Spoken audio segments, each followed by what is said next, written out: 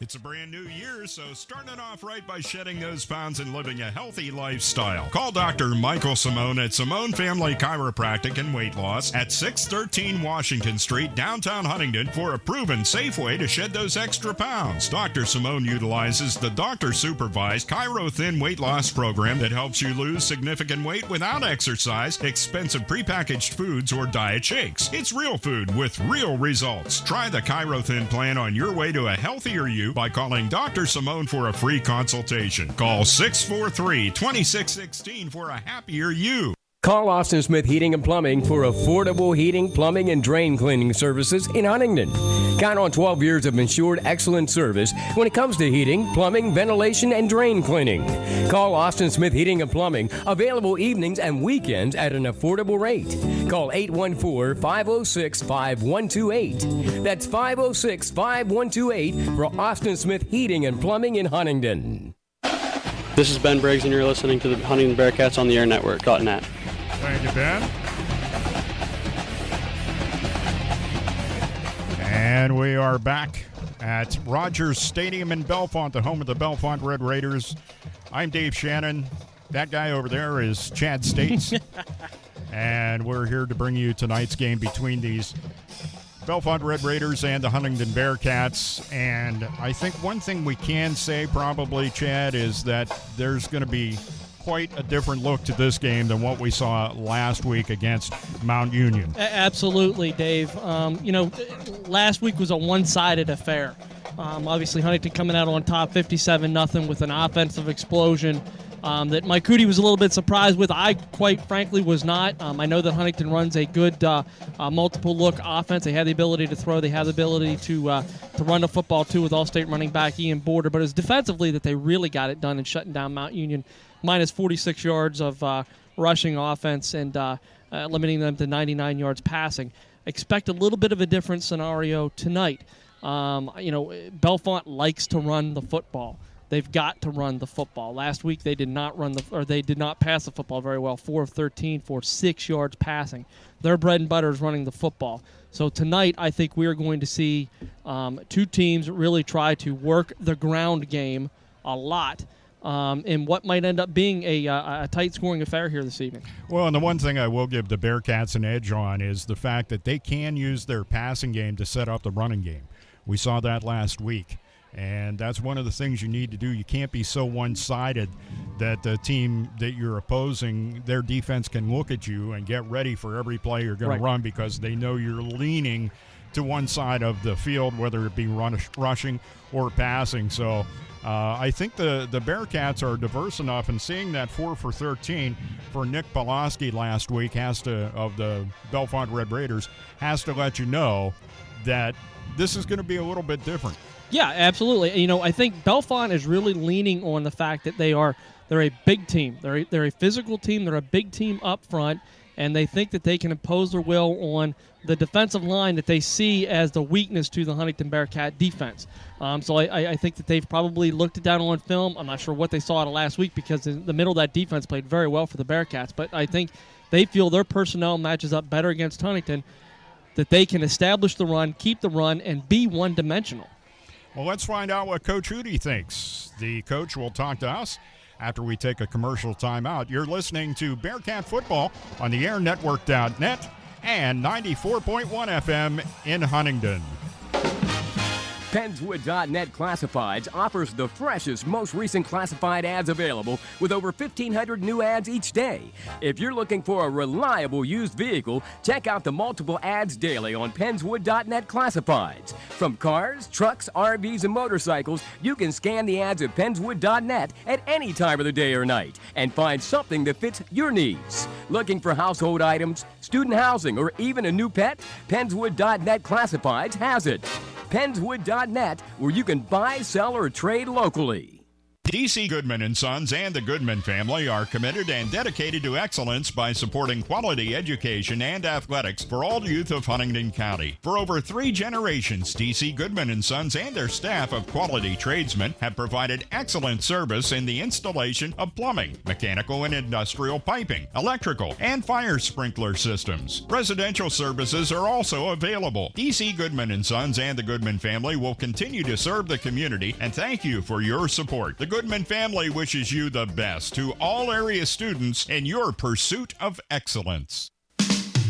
The Huntingdon Moose Family Center 223 is the heart of the community. Becoming a member of the Huntingdon Moose enables you an opportunity to join friends who have served the community for over 100 years. Enjoy all the summer activities and check out our Facebook page or website for more information.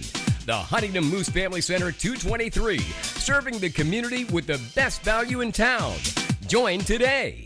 Sometimes facts are hard to face. Statistics show that obesity is a problem in the United States, and it's not getting any better. At Simone Family Chiropractic, we understand this problem. We also know that obesity leads to very serious health problems later in life. There is a way to cleanse your body and get back to optimum health. It is called the Doctor-Supervised Chirothin System, and it teaches you how and what to eat in the real world. Call us at Simone Family Chiropractic at 814-643-2616, or stop in and see us at 613 Washington Street in Huntingdon, across from All American Pizza, or find us on Facebook. This is Ben Briggs, and you're listening to the Huntingdon Bearcats on the Air Network.net.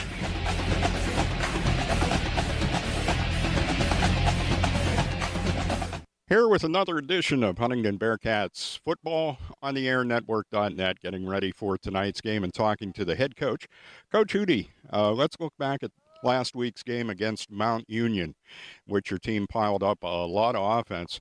Talk about how you felt about the offense after the game.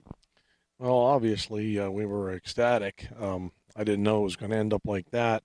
Things started to snowball, and, we got a lot of kids' experience, so, we're happy about the situation. But then on the reverse side of it, you have to worry about being overconfident for the next week. So we've been watching that, and that's where we're at. Yeah, talk about, let's first of all, offensively, take a look at the running game, which was outstanding last week. And, of course, some of that credit has to go to, not always does the offensive line get the individual credit that they're deserving of in a game like that. I've been critical of them because I was an offensive lineman, and I know that's where the game's won or lost. So I put a lot of pressure on them, and, they responded well. So. Yeah, they certainly did. And you had your share of passing plays. It wasn't a huge part, but you had some key completions, which ended up leading to points. Yeah, we were happy with that, too. We're just, we in the future, we just, we probably have to – you have to be a good passing team to get it, to win the district title. So, and, that's the goal that these guys have. So, we have to spread the wealth around a little bit, too, not play action as well. Yeah. One of the things that I'm sure you're not pleased with was the amount of penalties the team had last week, and some of those were holds. And they talk about it all the time. You can call holding on just about any play there is in football. What have you done this week to get these guys ready to not commit those kind of penalties again tonight? Oh, look, it's all a mindset. I mean, it's early in the year. There's going to be penalties. We just try to educate them on why you have to follow the rules that we coach, and right now there's a big component to player safety, and we had one of those, and we think we corrected it. We put them in a situation, and I think with time they'll eradicate themselves. Talk about your defense last week. They had a heck of a game, too. They did shut out Mount Union, and although Mount Union did struggle a bit with their offense, still to hold any team in high school football off a scoreboard is a big deal. Yeah, we've come a long way defensively with our tackling. It's been a couple years, and Coach Mike is an excellent coach, and those kids wanted to shut out, and they want more. So, there's a little pride in it. We're back to playing Huntington defense. And let's look forward to tonight's game as we take on the Bellefonte Red Raiders at their place. They had a close game last week that they ended up winning. Do you think that helps them be prepared a little bit better than you having the blowout game last week? You know, it's one of those questions where I have to say I don't know. I don't know where we are. You know, are we good? Are we, you know, was Mount Union off their game? I just don't know. So the only thing you can really do is get them prepared to play the next game and come out and play hard. I'm sure you got to see some video of Bellefonte in action. What did you see in that game when you looked at the game video? They are, you know, they're a physical team. They want to win. They've come a long way too. You know, I know Shannon, and we're friends. So, you know, it's going to be a tough game. All right. One of the things that we had talked about before was the old jet sweep. It did come into play last week, and it looked pretty darn good, as a matter of fact. Right. I mean, that's one of the staple plays we have because we have some speed out there. And, you know, it's a great play. It's, you know, we'd like to make it a large component of our offense. Any injuries in particular? I know Drew Weglars went down and was a little slow to get back up and get off the field. Any problems overall? No, he was just cramped up, and I think we're good. We have an ankle injury with Owen Lane, number 4, but, you know, we've got people there. So. All right, Coach, good luck tonight, and hopefully we come out of this one with another win. Thank you very much. All right, we'll be back with the start of tonight's game after this on the airnetwork.net. Call Austin Smith Heating and Plumbing for affordable heating, plumbing, and drain cleaning services in Huntingdon. Count on 12 years of ensured excellent service when it comes to heating, plumbing, ventilation, and drain cleaning. Call Austin Smith Heating and Plumbing, available evenings and weekends at an affordable rate. Call 814-506-5128. That's 506-5128 for Austin Smith Heating and Plumbing in Huntingdon. The Huntingdon Moose Family Center 223 is the heart of the community. Becoming a member of the Huntingdon Moose enables you an opportunity to join friends who have served the community for over 100 years. Enjoy all the summer activities and check out our Facebook page or website for more information.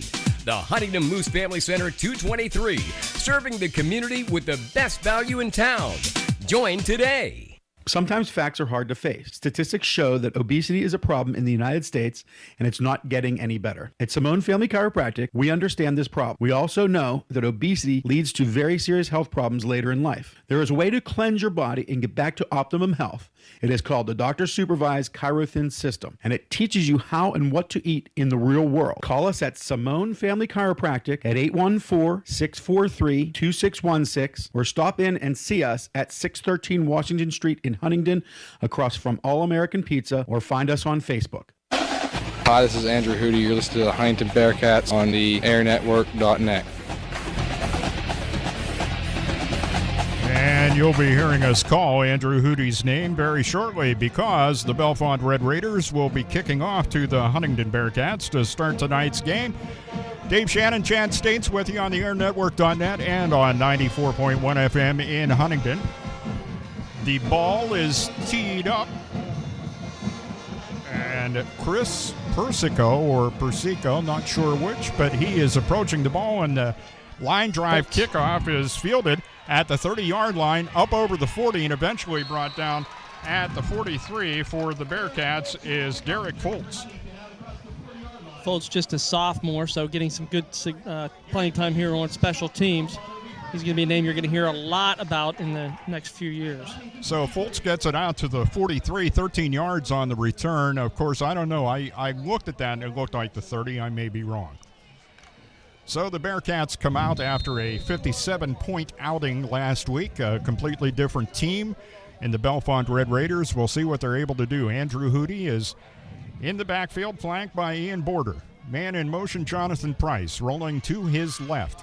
Hand off the Border, out over the 45, the 50, the 45 of Bellefonte, the 40, 30, 20, 10, and into the end zone. First play from scrimmage. No, he did go. There's a flag on the play. He did go into the end zone, and the judge signaled that that was a touchdown, but a flag at about the 4-yard line. Most likely a late clip, Dave, is what we're going to look at here. Blocking the back, something along those lines at the 4 or 5 yard line. Yeah, they actually picked up the flag and moved it back to the 5-yard line, so they'll take that back, but still a big gain by Ian Border. It's going to be 52 yards on the ground for him no matter what. We'll see what the penalty is here. And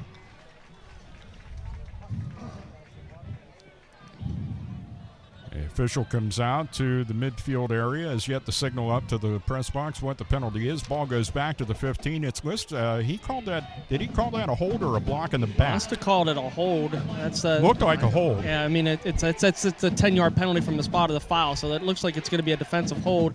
Anyway, it's going to set up Huntington at first and 10 at the 15 in the red zone. So the offensive hold sets them back to the 15.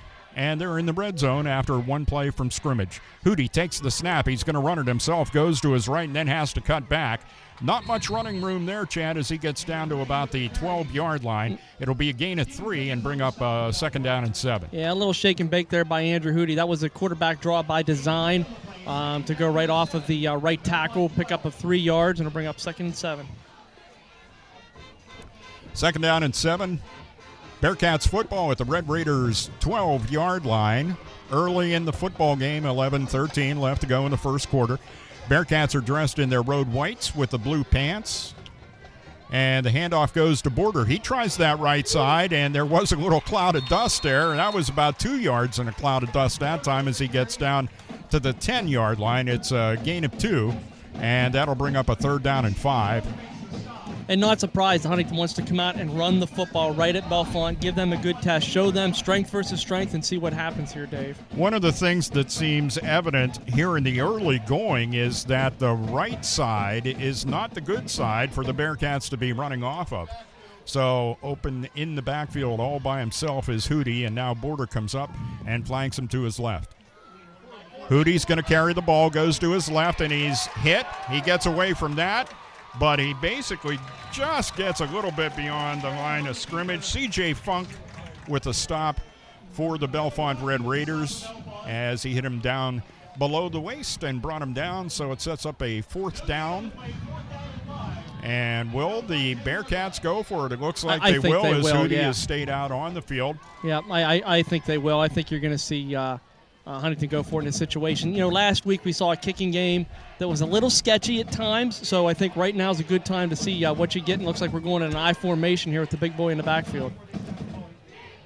And the handoff goes to Border. He jumps over one man, keeps driving, and gets down to first down yardage. He gets down to this 4-yard line, it looks like. That's why you do that, Dave. Yeah. And that's, you line up in the I formation and say, hey, we got an all-state running back in the backfield. Let's see what you can do to stop this. And he's good for 6 yards. First thing he encountered was a player down on the ground. He hurdled over that and then proceeded to drag about 3 Red Raiders with him in search of that first down, and he got it. First and goal, ball at the 4 of the Red Raiders with 9:28 left to go here in the first quarter. Andrew Hootie under center this time. Man in motion, Jonathan Price. Handoff. And trying to see who he handed the ball. That's Border. Was it Border? Yeah, it's Border again. So again, out of the I formation, Huntington running with Finkel in the backfield. Andrew Finkel, number 5 in the backfield as a blocking fullback. He's going to pick up about 2 yards on that play and bring up 2nd and 2 now. Second down and a couple for a touchdown. Border comes out of the game. And we'll see what Coach Hootie dials up here on a 2nd and goal. Maybe time for a jet sweep? Maybe. He's got the whole offense spread out here across the field. Let's see what happens. Man in motion is Andrew Finkel. Pitch snap, that is, to Hootie into the end zone. Nice defense. Pass intended for Jonathan Price. And hanging right there with him I can't really pick out the number as to who the defender was. And here again, we're going to keep Border off of the field once again. So, yeah, I guess it's a third down, and I'm not sure why. With 2 yards to go, we're going to have him on the sidelines here, but we'll see. Same formation out here again for Huntington. Clock stops on the incomplete pass. Hootie is flanked to his left by Drew Weglars, and the handoff goes to Weglars. Heads for the end zone. Gets in for a Huntingdon Bearcats touchdown. Bearcats take the lead at 6-0, and there's the answer to your question. Right. I mean, hey, you would hand it to Weglars, and I mean, that's a smart decision to make. Huntington's got a good set of backs here between Border and Weglars and Finkeln, and of course they've got the split ends with Price and with Owen Lane that can run the football. So, a good decision there. 8:29 to go. Huntington on the board. And they come out with the tee. It's Jarris Werner who is going to hold the ball, and kicking it will be Gio Scaccia, who really came on big time in the game against Mount Union. Puts that one up and through. I think this kid's got a leg. He does. He's a soccer player, that's for sure. Not a full-time soccer player anymore. Now he's full-time football. But Gio Scaccia really showed through last year, and he's out here doing a really good job for the Bearcats. Yeah. Once again, last week we talked about Tim Leitner. Didn't want to slight him, Eddie. It's just that Gio happens to be the better choice at this point for Coach Hootie and the Bearcats. And we want to thank you for listening to Bearcat Football on the Air Network and 94.1 FM in Huntingdon. And it wouldn't be possible without the Bearcats boosters, that is. That includes Huntingdon Moose Family Center, 223, DC Goodman and Sons and the Goodman family, Simone Family Chiropractic, Penswoods.net, and Austin Smith Heating and Plumbing. They are the ones responsible for bringing you Bearcat football on the Air Network and 94.1 FM in Huntingdon. So the Bearcats will kick it off, and it's going to be Gio Scaccia with the kickoff. And 2 men back for Bellefonte. So a great opening drive that time by the Bearcats, getting exactly what you needed. Coming right down, touchdown, putting the pressure right on Bellefonte in that running game that they are so prideful of here. Scaccia will kick it off, and we have Dexter Galashaw deep. He kicks it away from him, and it'll be fielded by Cade Fortney. Fortney out over the 15, the 20, out to the 30, and eventually caught up with as Ryan Query steps in to make the special team stop for the Bearcats. He had some help on that, too. He did. Number 3. Jacob Wagner. Yeah, Jacob Wagner was in on that tackle. Corey, third in the team last week in tackles. One of those linebackers that can go sideline to sideline. I expect to call out his name a good bit tonight. Let's see what the Bellefonte offense brings here. As we noted, they were severely run-oriented last week, and they will probably be trying to do that again. See if the Bearcats can't stop it. The big guy in the middle is Lance Brown for the Bearcats. Here's the snap, and the quarterback keeps. He's turning over the right side, gets over the 40, midfield, 40, 30 of Huntingdon, 20, 15, 10, and a touchdown. Dylan Jarris Werner was the last hope to catch him, and he couldn't.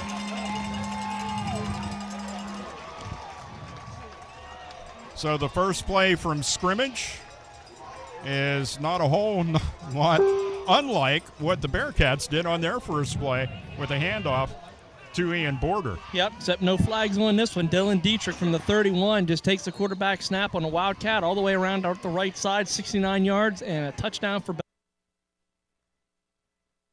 Bellefonte. Chris Persico is in to attempt the point after and tie this thing up. Kick is up, and the kick is good.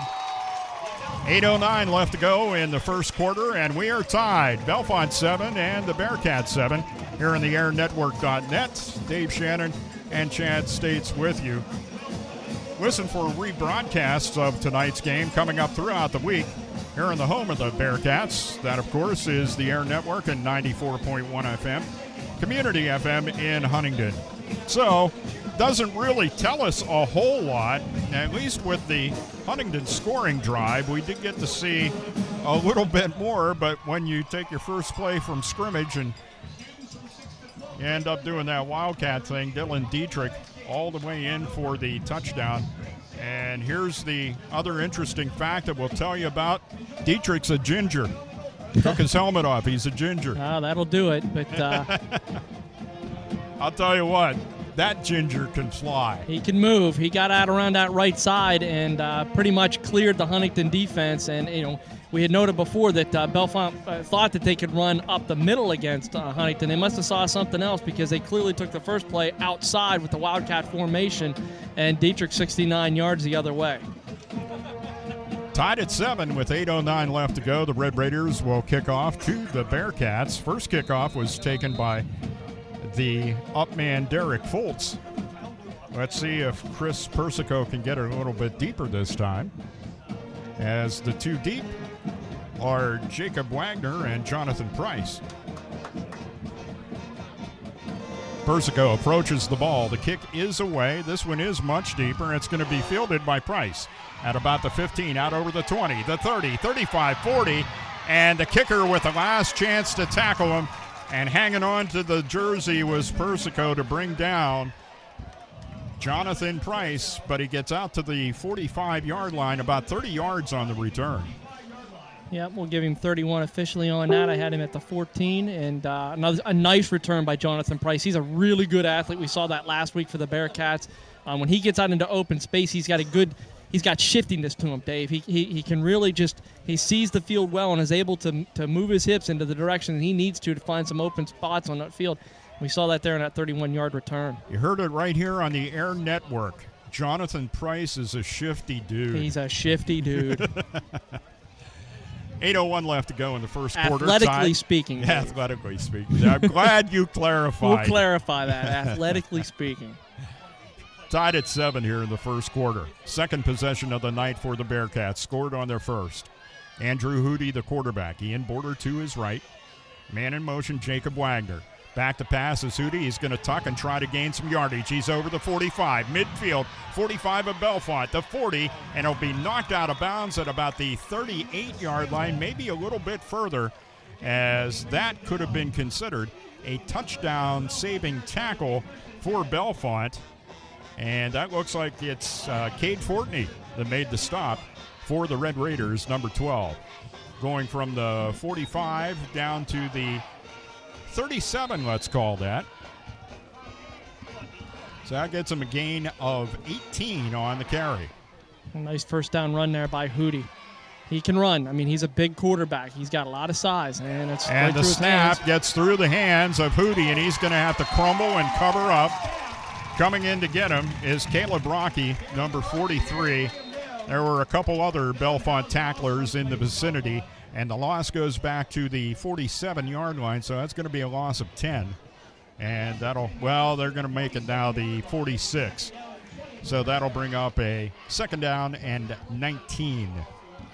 Yeah, and one of the things that you have to be worried with Andrew is, sometimes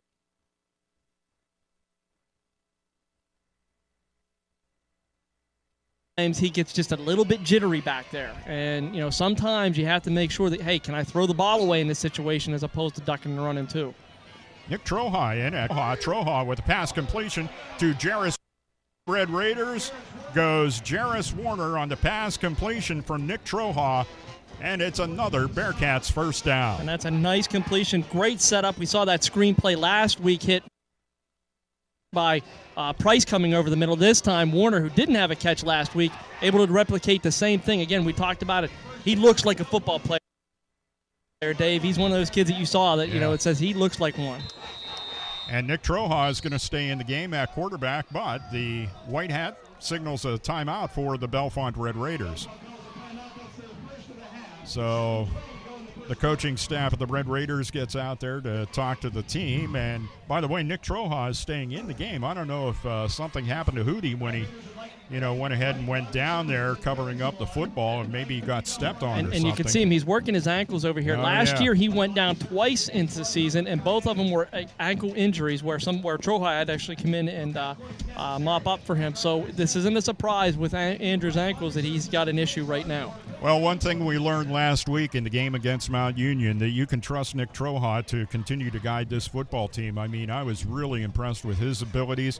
He's a good passer, and obviously completing that one there. Yep. But he had a couple of great over-the-shoulder pitches last week were just Dave, NFL caliber He stuff. was 2 of 5 last week on the stat sheet, but really he was 5 for 5 because the other 3 passes hit his receiver right in the hands. Just unable to finish off that completion. But Nick put the ball exactly where it needed to be put all 5 attempts that he had. So he is a very capable backup. In fact, a more than capable backup. Yep. Owen Lane had his hands on a couple of those passes that you're talking about, and Owen did have a bit of an ankle problem, as we heard Coach Hootie talk about. We'll see what happens as the game transpires. And what do we have? Motion on the Bearcats. It's got to be offensive. Yeah, looks like it's going to be a false start. Yep. Second penalty for Huntington.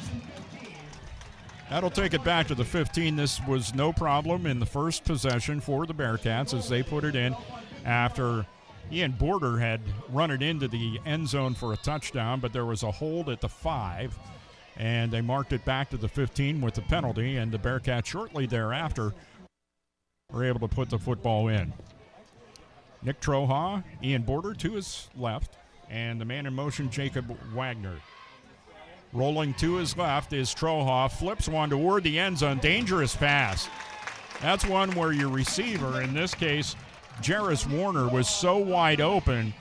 There was a lot of time there, and he kind of drifted that one up there. That one did not have a lot of speed on it. And it's tough because he's moving to his left side, throwing across his body or back across his body to try to complete that pass. So you can't get a lot of zip on that ball out to the receiver at that point in time.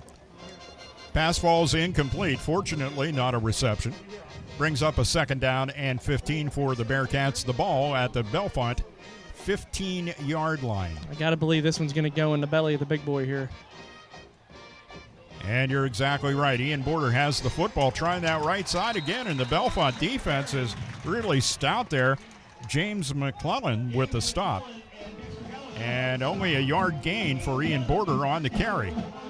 So a little bit of reality check for Ian Border as he was able to pretty much gain at will last week. And I will say there is definitely so far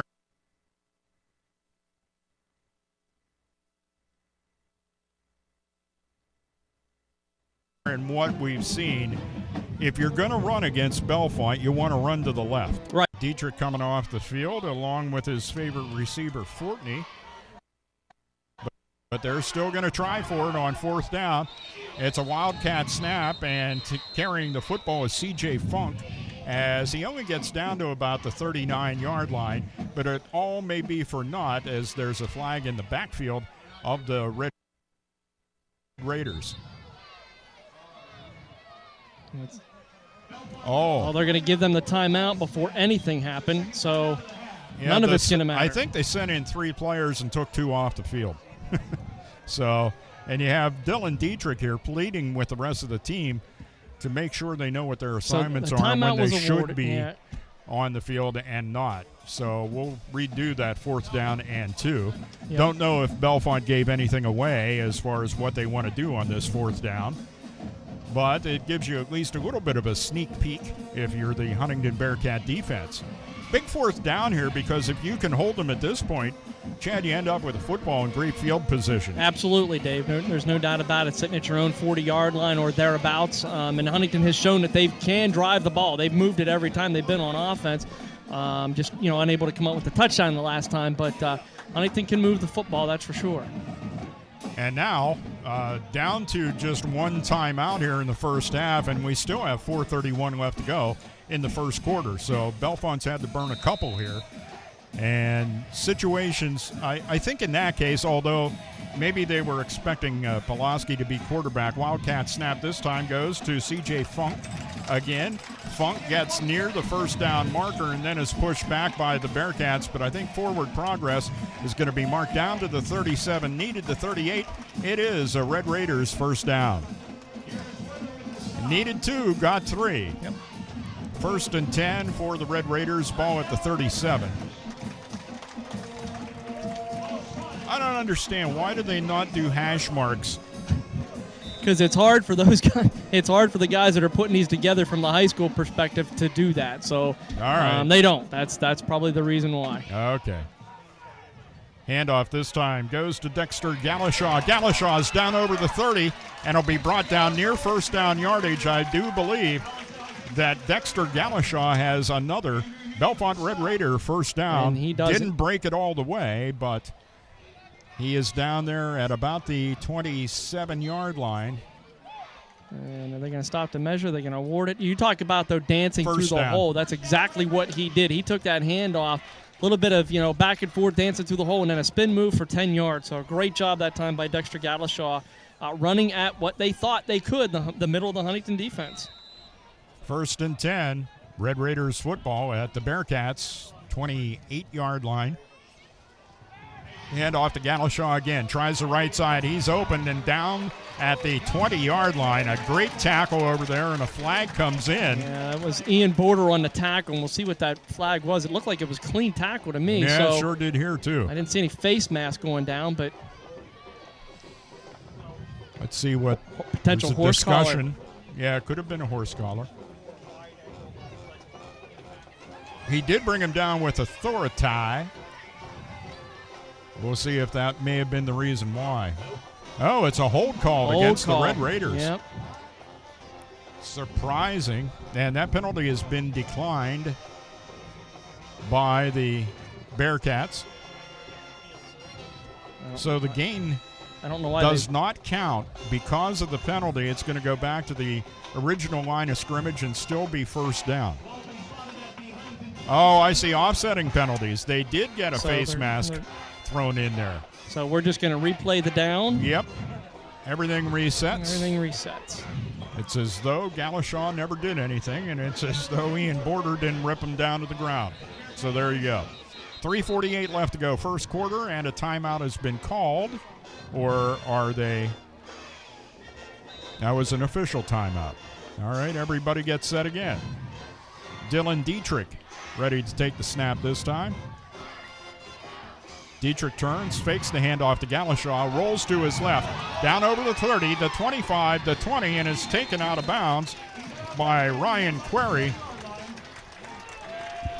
as he picks up another Red Raider first down. Gets down to the, we'll call that the 15. Call it the 15. That's, yeah. I mean, with no hash marks, that's called at the 15. 12-yard pickup and another first down for Bellefonte. I was thinking maybe they didn't do the hash marks because of the cost of paint, but that could just be me. Looking over at that building over there, I think the Bellefonte School District has some money.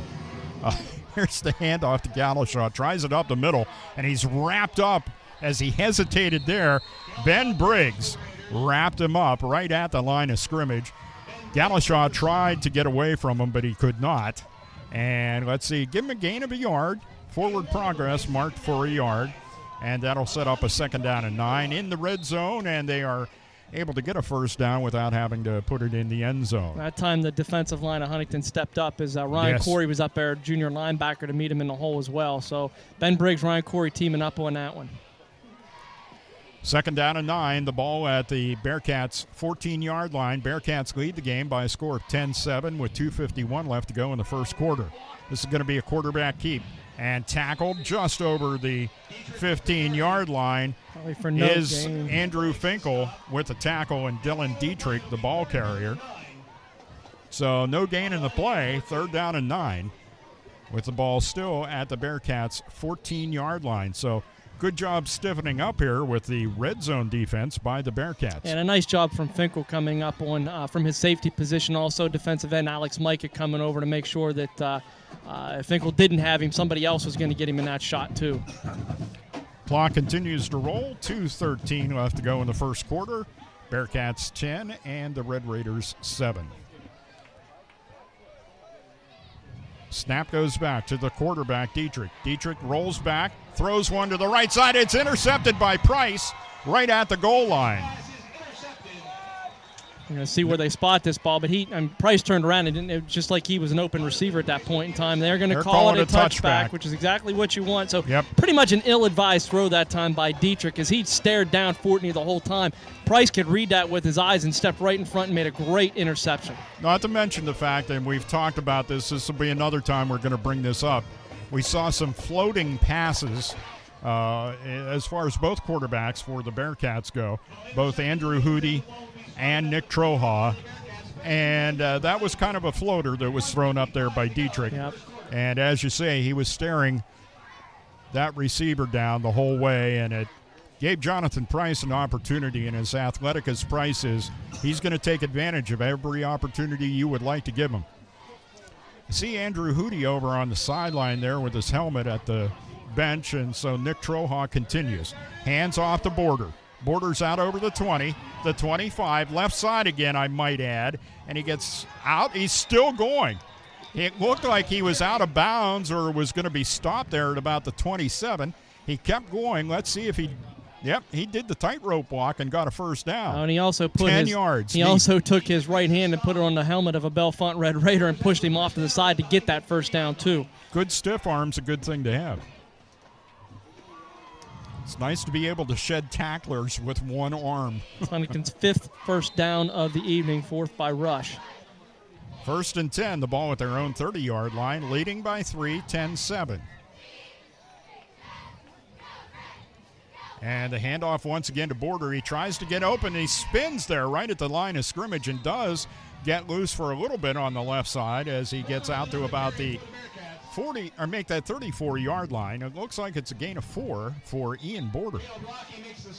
And we'll wait till they spot that ball, Dave, as we learned last week. You always wait. That's a 4-yard gain for him. It's going to be 7 carries and now 77 yards for Ian on the evening. It's going to be a 2nd down and 6 after we resume play. Of course, play has been stopped here. A timeout called by the Huntingdon Bearcats. So their first timeout used here in the first half. 1:35 left to go in the first quarter.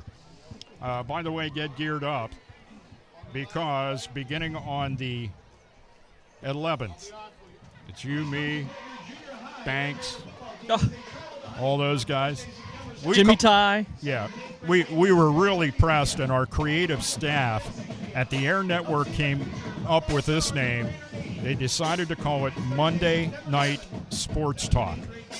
Now, how more creative could you possibly get? Well, we'll let that to the creator of how creative he could possibly get.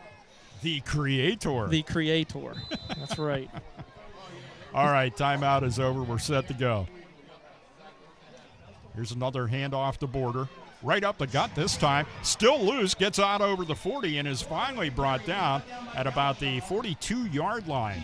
Once again, Ian Border showing his strength running the football. 8-yard pickup that time by Border. Another first down for Huntington. Oh, it's just like you said, Chad, showing off. Not showing off, I mean showing you why All-State running back is an apropos. Absolutely. I mean, title for the young man. There's no doubt about it. A quick out of town score here. Central leads Tyrone 2-0 at the end of the first quarter. Yikes! 2-0. They playing baseball or I'm what? wondering. Snap goes back, and the handoff goes to on the jet sweep. Jonathan Price spins around, gets away from one tackler. He will lose yardage as the jet sweep ends up being grounded by a hurricane. There is and I mean that is, weather-related stuff. There is a flag at the 46 of the Bearcats, and the penalty is against Huntingdon. It's a hold at that spot. That may have taken place when Price was spinning after being handed the ball by Troha. And the hold against the Bearcats has been declined by Bellefonte. So both teams have declined penalties against the other so far here tonight. And in this case, take a loss of almost 4 yards, 3+ yards. As the ball marked there between the 38 and 39-yard line. Bearcats need to get into Bellefonte territory now for a first down to about their 48.5. Price in motion. Troha back to pass. Throws and, looked like miscommunication. Ben Briggs was headed toward the middle on a post pattern, and it looked like he was supposed to do a button hook to the sideline, and that's where Troha threw the football, and it goes incomplete. Yeah, they clearly weren't on the same page at that point in time. That's for sure. That's Troha, since completing his first pass to Warner, that little slip screen right off the bat is now 0 for his last 3 attempts here, and a big one coming up with a 3rd and 14 for the Bearcats. 47 seconds left to go in the first quarter. 10-7, the Bearcats with the lead over the Bellefonte Red Raiders. 3rd down and 14. Troha rolls to his left, looks downfield, hits a sidearm pass that is a little bit low, and despite the athletic ability of Jonathan Price, he's just unable to come up with that one. We've seen Troha make that throw a couple times now tonight where he's just kind of, shotgun that thing off of the side of his arm there, or off the side of his body, as opposed to just stopping, planting his feet, and then stepping into the throw. I think if he does that, he's able to make a completion. But this is all about that motion. He's rolling to his left every time that's happened.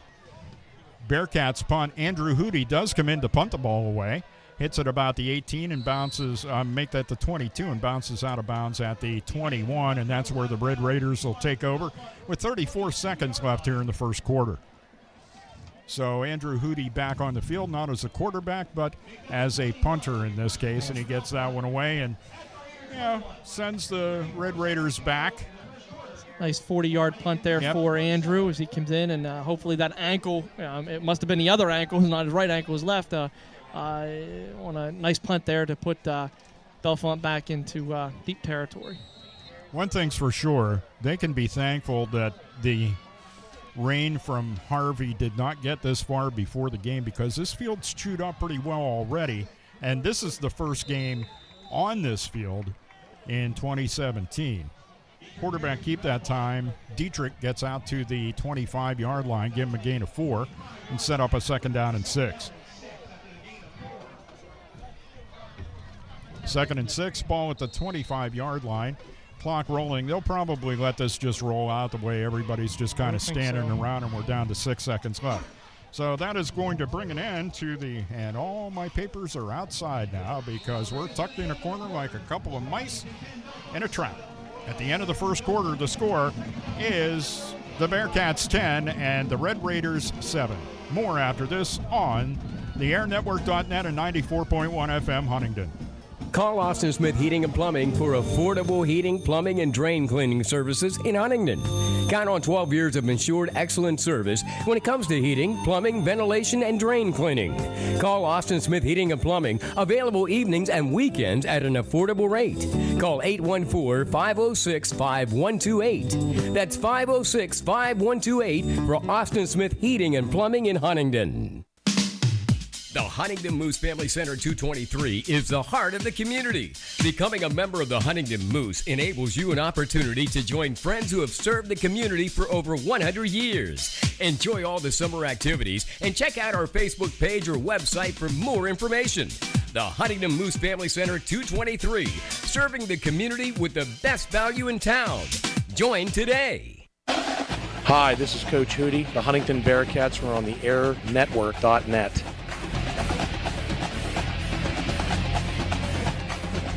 Welcome back to Rogers Stadium in Bellefonte, Pennsylvania.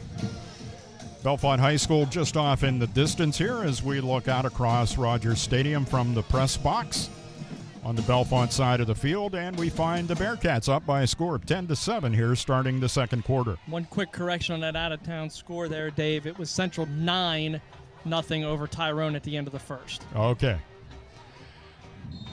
That brings you up to date on that particular game, and we'll give you scores as we get them throughout the course of the evening here on the airnetwork.net. This is a handoff and met in the backfield. That time, Galashaw met in the backfield by Ian Border. Yeah, a sight that Galashaw didn't want to see, that's for sure. Yeah, you talk about the Bearcats being in the Red Raiders playbook. About a 2-yard loss there, and it's going to set up a 3rd and long here for Bellefonte, which, again, is situations they don't want to get into. It's a little bit of a different scenario this week as they're running with Dietrich at quarterback as opposed to Pulaski, but I got to believe that 3rd and long is not a good situation for Bellefonte. Of course, giving you those updates on the Tyrone game. Tyrone, the opponent for the Bearcats next week at Huntingdon War Vets Field right here in the airnetwork.net and 94.1 FM in Huntingdon. Back to pass and completing it is Dietrich, and the pass complete to Cade Fortney, and he is ripped down to the ground. Was that Border again with the stop? Price. That was Price, yeah.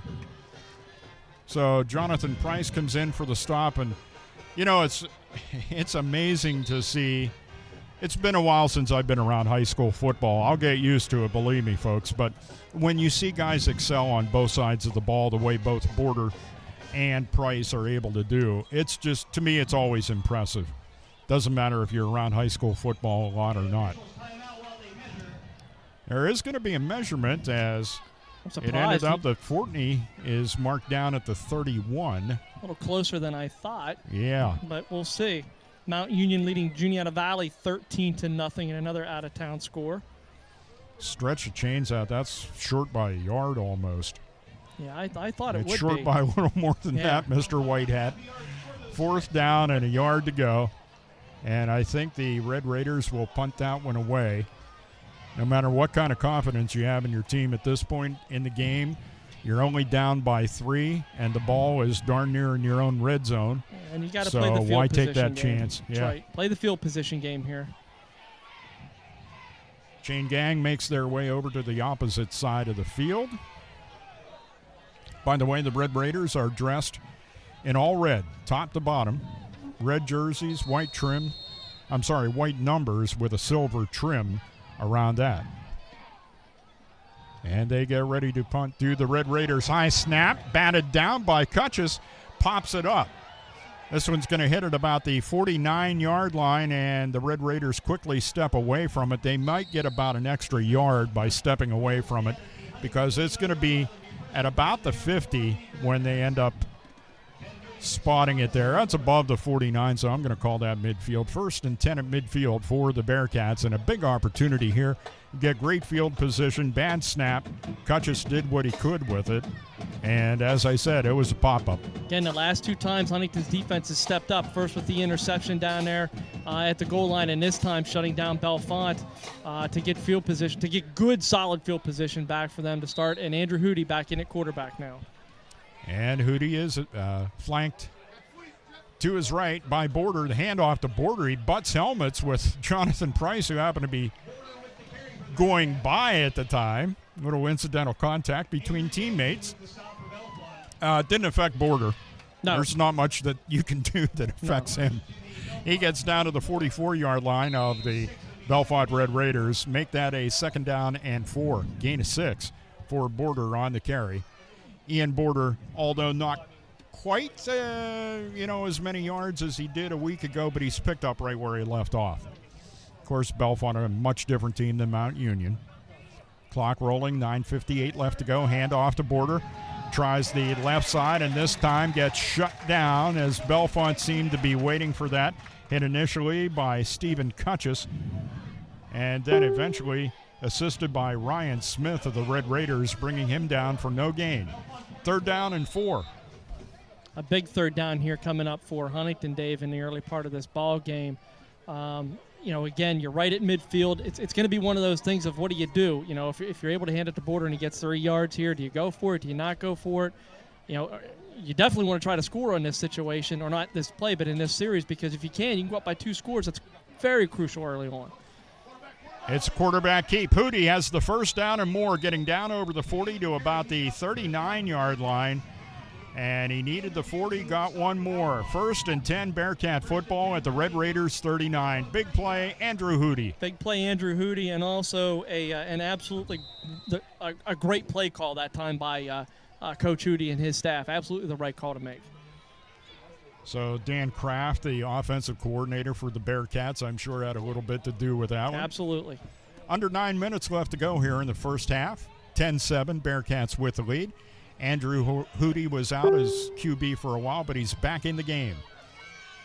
Takes a snap, steps back, throws quickly right to Jonathan Price, and he is met by Dylan Dietrich like a freight train hitting a deer at night on the railroad tracks. That's a great analogy, but you can just see the toughness out of Price by he knew the hit was coming, and he was still able to turn around and make the catch and then hold on to it for a 5-yard pickup. I think you could say, Chad, he's a football player. He is. There's no doubt about it. He not only looks like a football player, he plays it too. Jonathan Price ends up picking up 5 in the play, a 2nd and 5. Ball at the 34-yard line of the Red Raiders. Hootie with a pitch to Border. Border turns it upfield, gets near the 31-yard line. So pick up about 3 on there, maybe 4.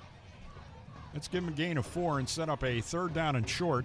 3rd and 2 for the Bearcats with the ball at the 31 of the Red Raiders. Right, and this is, again, another 3rd down situation for the Bearcats, but in a 3rd and short, you're definitely in, I would say, 4-down territory here for sure at the 31. See which way they decide to go on 3rd down. Andrew Hootie this time.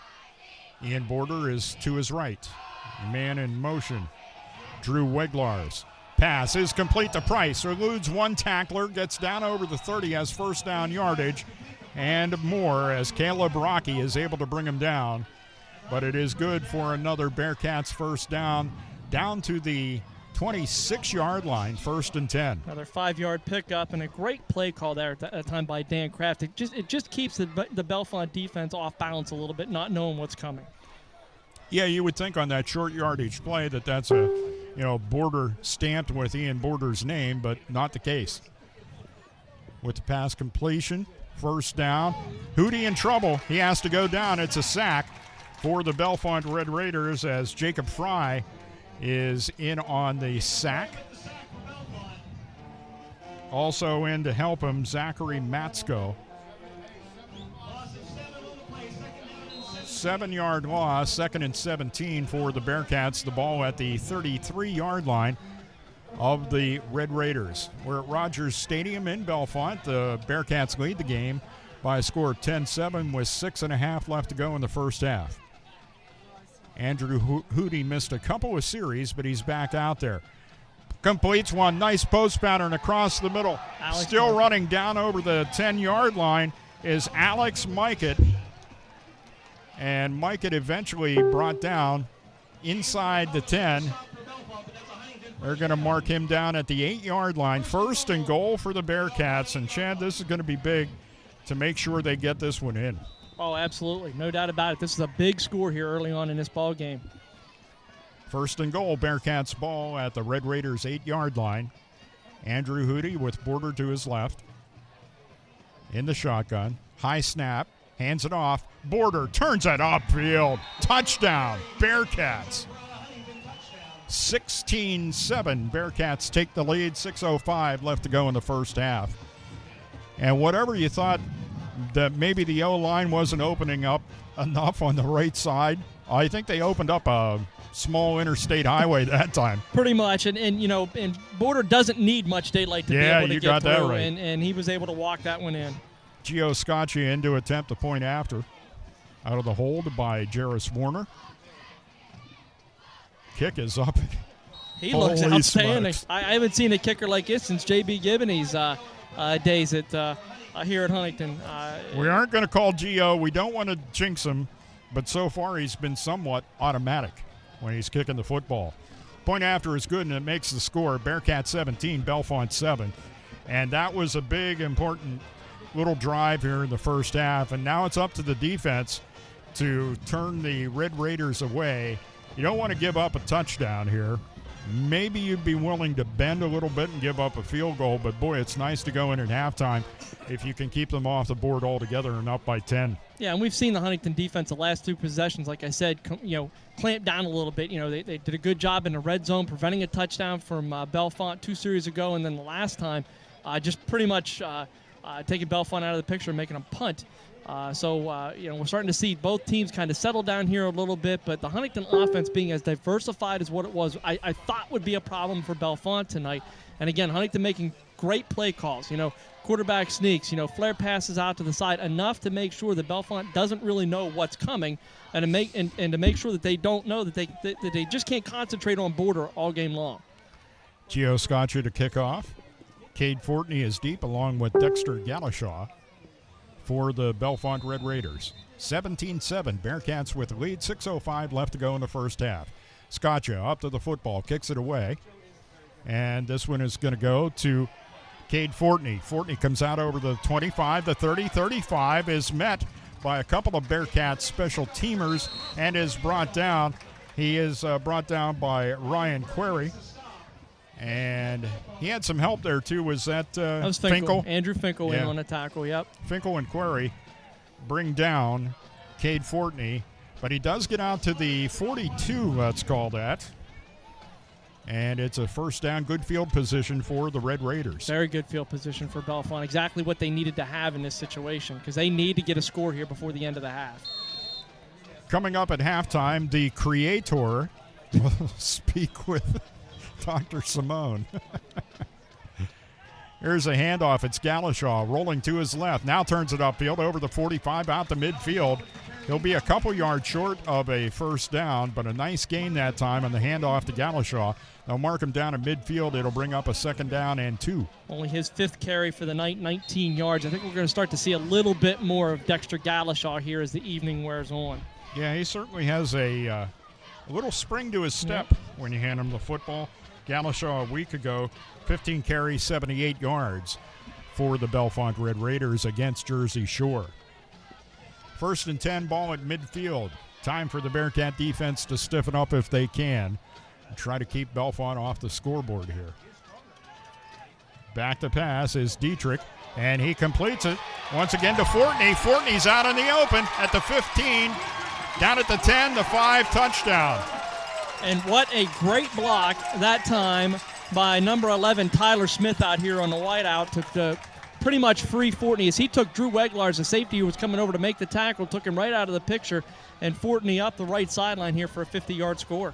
Might have been able to stop him there at about the 15, but the play that Chad just described to you allowed Cade Fortney to continue into the end zone and make it a 17-13 Bearcats lead. And what we didn't want to happen, happened.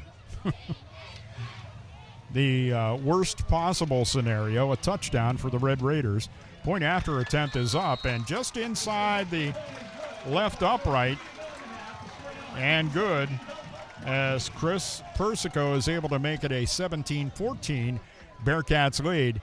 And, Chad, we're going to have a little bit of a barn burner with a lot of scoring the way it looks at this point. Back and forth we go. And, and it's you score, we score. You score, we score, and it's not much of a surprise. It's exactly how the game went last year between these two, old-time Big 8 rivals. Huntington and Bellefonte have been playing each other for a very, very long time.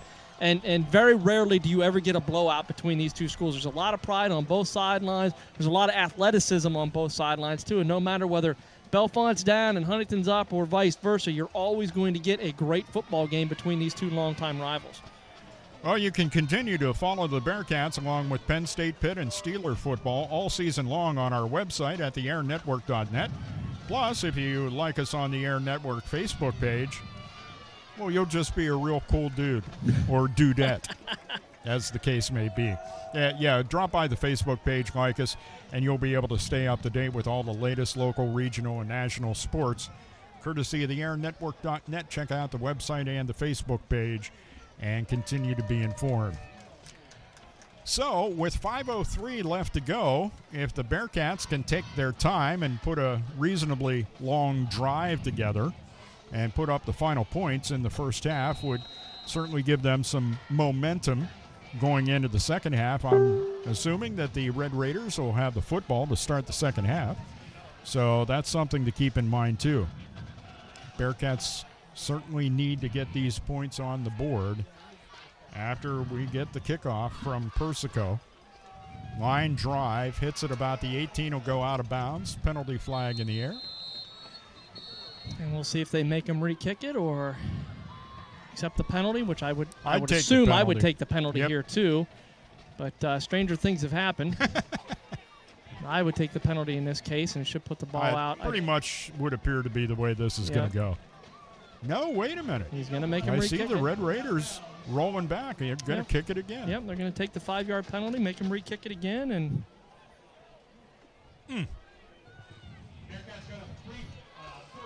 Nothing came off the clock, by the way, because nobody touched the football. He kicked it. Nothing happened to it afterward. 5:03 left to go in the first half. Bearcats 17, Red Raiders 14. Mount Union up 20-0 over JV in the second quarter at this point in time. Persico comes over to the sideline, and one of the coaches of Bellefonte over there to talk to him. By the way, the Bellefonte staff includes Shannon Manning, the head coach, Terry Bumgardner, defensive coordinator, Sean Hill is the offensive coordinator, Bumgardner defensive, Bob Seeley, an assistant coach, Evan Reese, the assistant coach, Ryan Knight is the athletic trainer, and Chad States compadre with stats is Nate Barnhart. And I have worked with Bob Seeley many years ago when he was at the Lock Haven Express and I was at LHU, so I know Bob quite well. Good guy. sideways line drive is fielded by Jacob Wagner. Wagner's out over the 25, the 30. He's going like crazy. He's over midfield, the 40 of Bellefonte, 30, and a little hesitation mood, frees himself. Then he made it about the 20-yard line, and he takes it all the way back for a Bearcats touchdown. There are no flags on the return. What a return. Jacob Wagner, what a move there at about the 20, Chad. That was pretty impressive stuff. So we're looking at an 80-yard touchdown kickoff return there for Wagner. And that's why you make him re-kick it, Dave. Exactly right there. That's why you make him re-kick it. We don't know. That's why we're here, not out there. Yeah. Yep, that's why we're here getting pennies and Coach Hoody's making dollars. I know he's not being paid that. He's being paid okay. Yes. But he's not. Don't confuse that with no, other. and we want to say dollars, meaning probably low-level dollars. Yeah. We're talking about a high school. The kick is up and good that time by Scotchia with 4:50 to go. A big kickoff return that time by Wagner to make the score 24-14 now in favor of Huntingdon. Well, now the special teams of the Bearcats can throw it back on the defense and say, you guys need to make a stop here. 4:50, which is plenty of time so far. What's the longest drive that we have had in this football game time-wise? It's a good question because I'm not keeping track of time as far as that goes, but I'm good, Dave, but I'm not that good. I can't do all that stuff. But no, I'll tell you what, there's been some rapid scoring in this football game, big gains, you name it. As a matter, here's how bizarre that return was. Persico of the Red Raiders just now got out to pick up the tee from when he kicked off for the touchdown. All right, everybody will get lined up now as we have Galashaw going back along with Fortney. Fortney had a big return last time around. Fortney has provided a ton of the offense so far for the Bellefonte Red Raiders in tonight's game. Bearcats up by 10, 24-14. But the big task in front of them here, keep the Red Raiders off the scoreboard for 4 minutes and 50 seconds if you can. Our compadre here from the Center Daily Times just wrote down that 3 minutes and 30 seconds is the longest drive on the evening. So, Nate, thank you. Appreciate that. Always good to work with good newspaper people along the way. I used to be one myself, so it's always good to see. Approaching the football, Scotchia, and he kicks it away. Good end-over-end kick is taken by Fortney at about the 13. He's out over the 30, tried to plant and make a jump cut there, and the turf just gave out from underneath him, and he went down. Now, there were Bearcats in the vicinity, but that seemed to be more of the turf failure than it was much of anything else. He wanted to make that jump cut back to the middle of the field, been heading up the near sidelines, and ended up just having a collapse underneath him. So, not bad field position. I'll take it at the 34-yard line, 33, anytime I can get it for a starting point. And let's see what the Red Raiders bring. It's a little bit of Wildcat action. C.J. Funk taking the snap, and boy, the Bearcats were inside the Red Raiders playbook there. And we're going to say that that was tackled by a plethora of Bearcat tacklers as Border, Price, Landon Fisher, and Drew Weglar's all on in that tackle, converging on Funk all at the same time for no gain. Yep, no gain in the play. Second down and 10 with the ball at the – I'm saying that's 34, but the scoreboard says 33, so we'll be kind and go with the scoreboard. Hash marks. They make all the difference in the world. Yeah, just ask everybody it's like on Twitter. Milk with Oreo cookies. It makes all the difference in the world. Oh, wait, that's hashtags. Handoff goes to Galashaw. Hesitates there as he was held up a little bit by one of the Bearcats, Alex Mikett in particular, and that delayed him just enough for the rest of the Bearcats defense to swarm him under and cause him no gain. No gain on the play Almost that time. A loss, and you're no right. gain. That time Alex Mikett stepping up with the initial hit, and then Drew Weglar's coming right in behind him to kind of finish him off there from the safety spot. So a third down and 10 now for Bellefonte. 3.5 left to go in the first half, 24-14. Bearcats with the lead. Snap goes to Dylan Dietrich, tries to turn it upfield, gets to about the 40-yard line. They may give him the 41. Yeah, they're going to give him the 41. where he's knocked out of bounds, but that's going to be short of first down yardage and bring up a 4th down and let's say 3. 4th and 3 at the 41. See, I told you it was at the 34 was the line of scrimmage anyway, but that's just me. So we have a big 4th down. Back deep is Jonathan Price expecting a punt.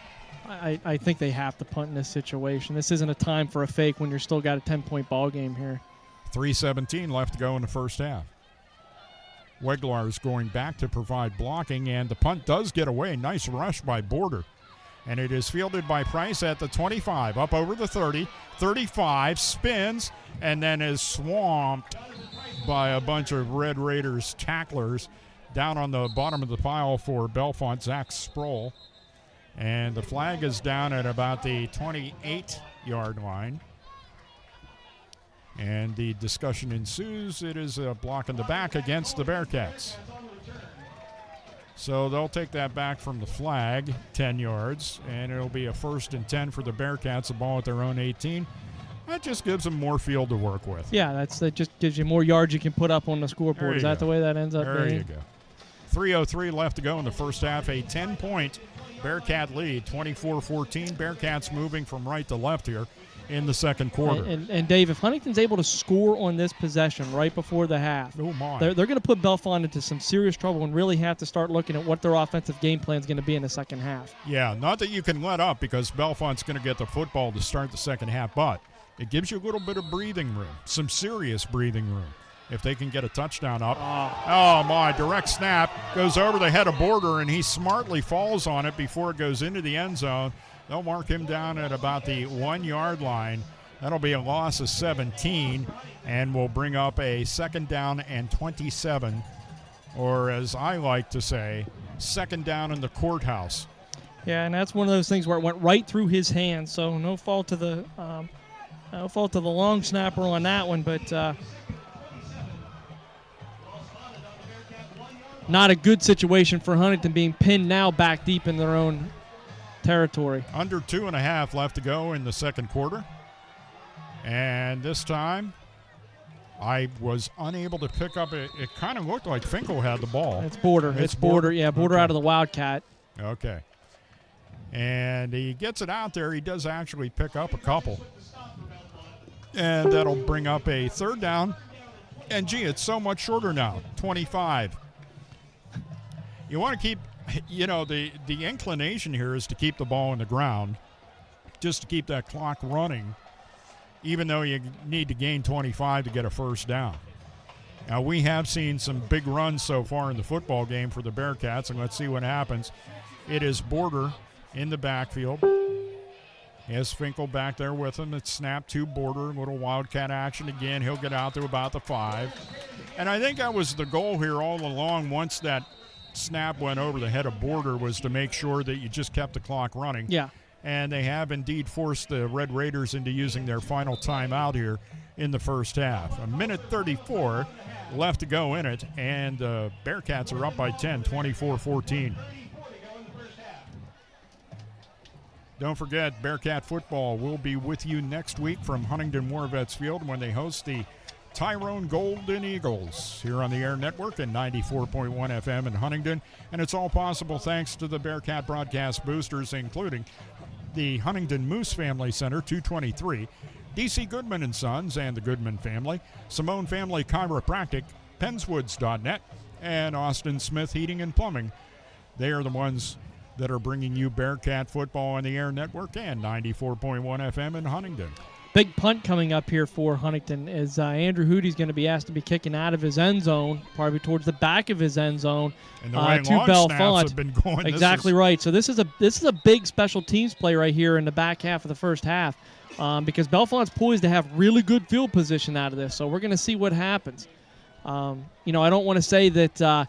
You don't want to root for something to go wrong here, but stepping out of the back of the end zone isn't a bad play here either. True. Giving up 2 and then kicking it off to put Bellefonte back deeper into their own territory. 2 men back for the Red Raiders, and that would be C.J. Funk and Cade Fortney.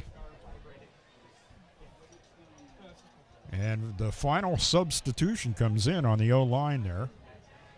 Low snap, but Hootie handles it and gets a good kick away. It's out to about the 37 where it's fielded by C.J. Funk.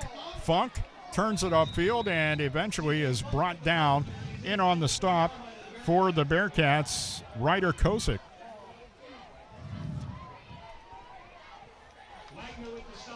So now Bellefonte set up in great field position here with 1:24 left on the clock. They pretty much, they can do anything they need to now. Pass, run with Galashaw if they need to, although they don't have any timeouts, so they've got to be careful as far as that goes. Yeah, this is going to be a touchy situation and the Bearcats' run defense has stiffened up as the game has gone along. Dietrich at quarterback is flanked by Galashaw to his right. He's back to pass. He lets it go, and the pass is complete. Fortney is not going to get anywhere this time as he is brought. Did he fumble before he was down? Huntington was trying to strip the ball. They're going to say he was down. Down by contact. I don't think there's any gain on that pass play. In the NFL. It's a completion, but no yards. Yep.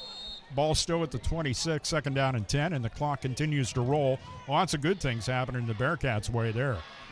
Well, it was a completion, no yardage gained, and that clock still running down to 50 seconds left to go. And this time it's going to be Dietrich. Turns it upfield at the 25-yard line and gets all the way down to the Bearcats' 14-yard line. I'm going to get down about that. We'll see where they spot this ball. I'm pretty sure it's going to be the 14. You are correct, sir. Right on the money. 45 seconds left to go, and Dietrich did go out of bounds, tackled out of bounds. And so here are the Red Raiders with a big opportunity. Most of the first half was a 3-point lead for the Bearcats, just recently going up after a touchdown return on a kickoff, going up by 10. But it could go back to that 3-point advantage here unless they can keep Bellefonte out of the end zone.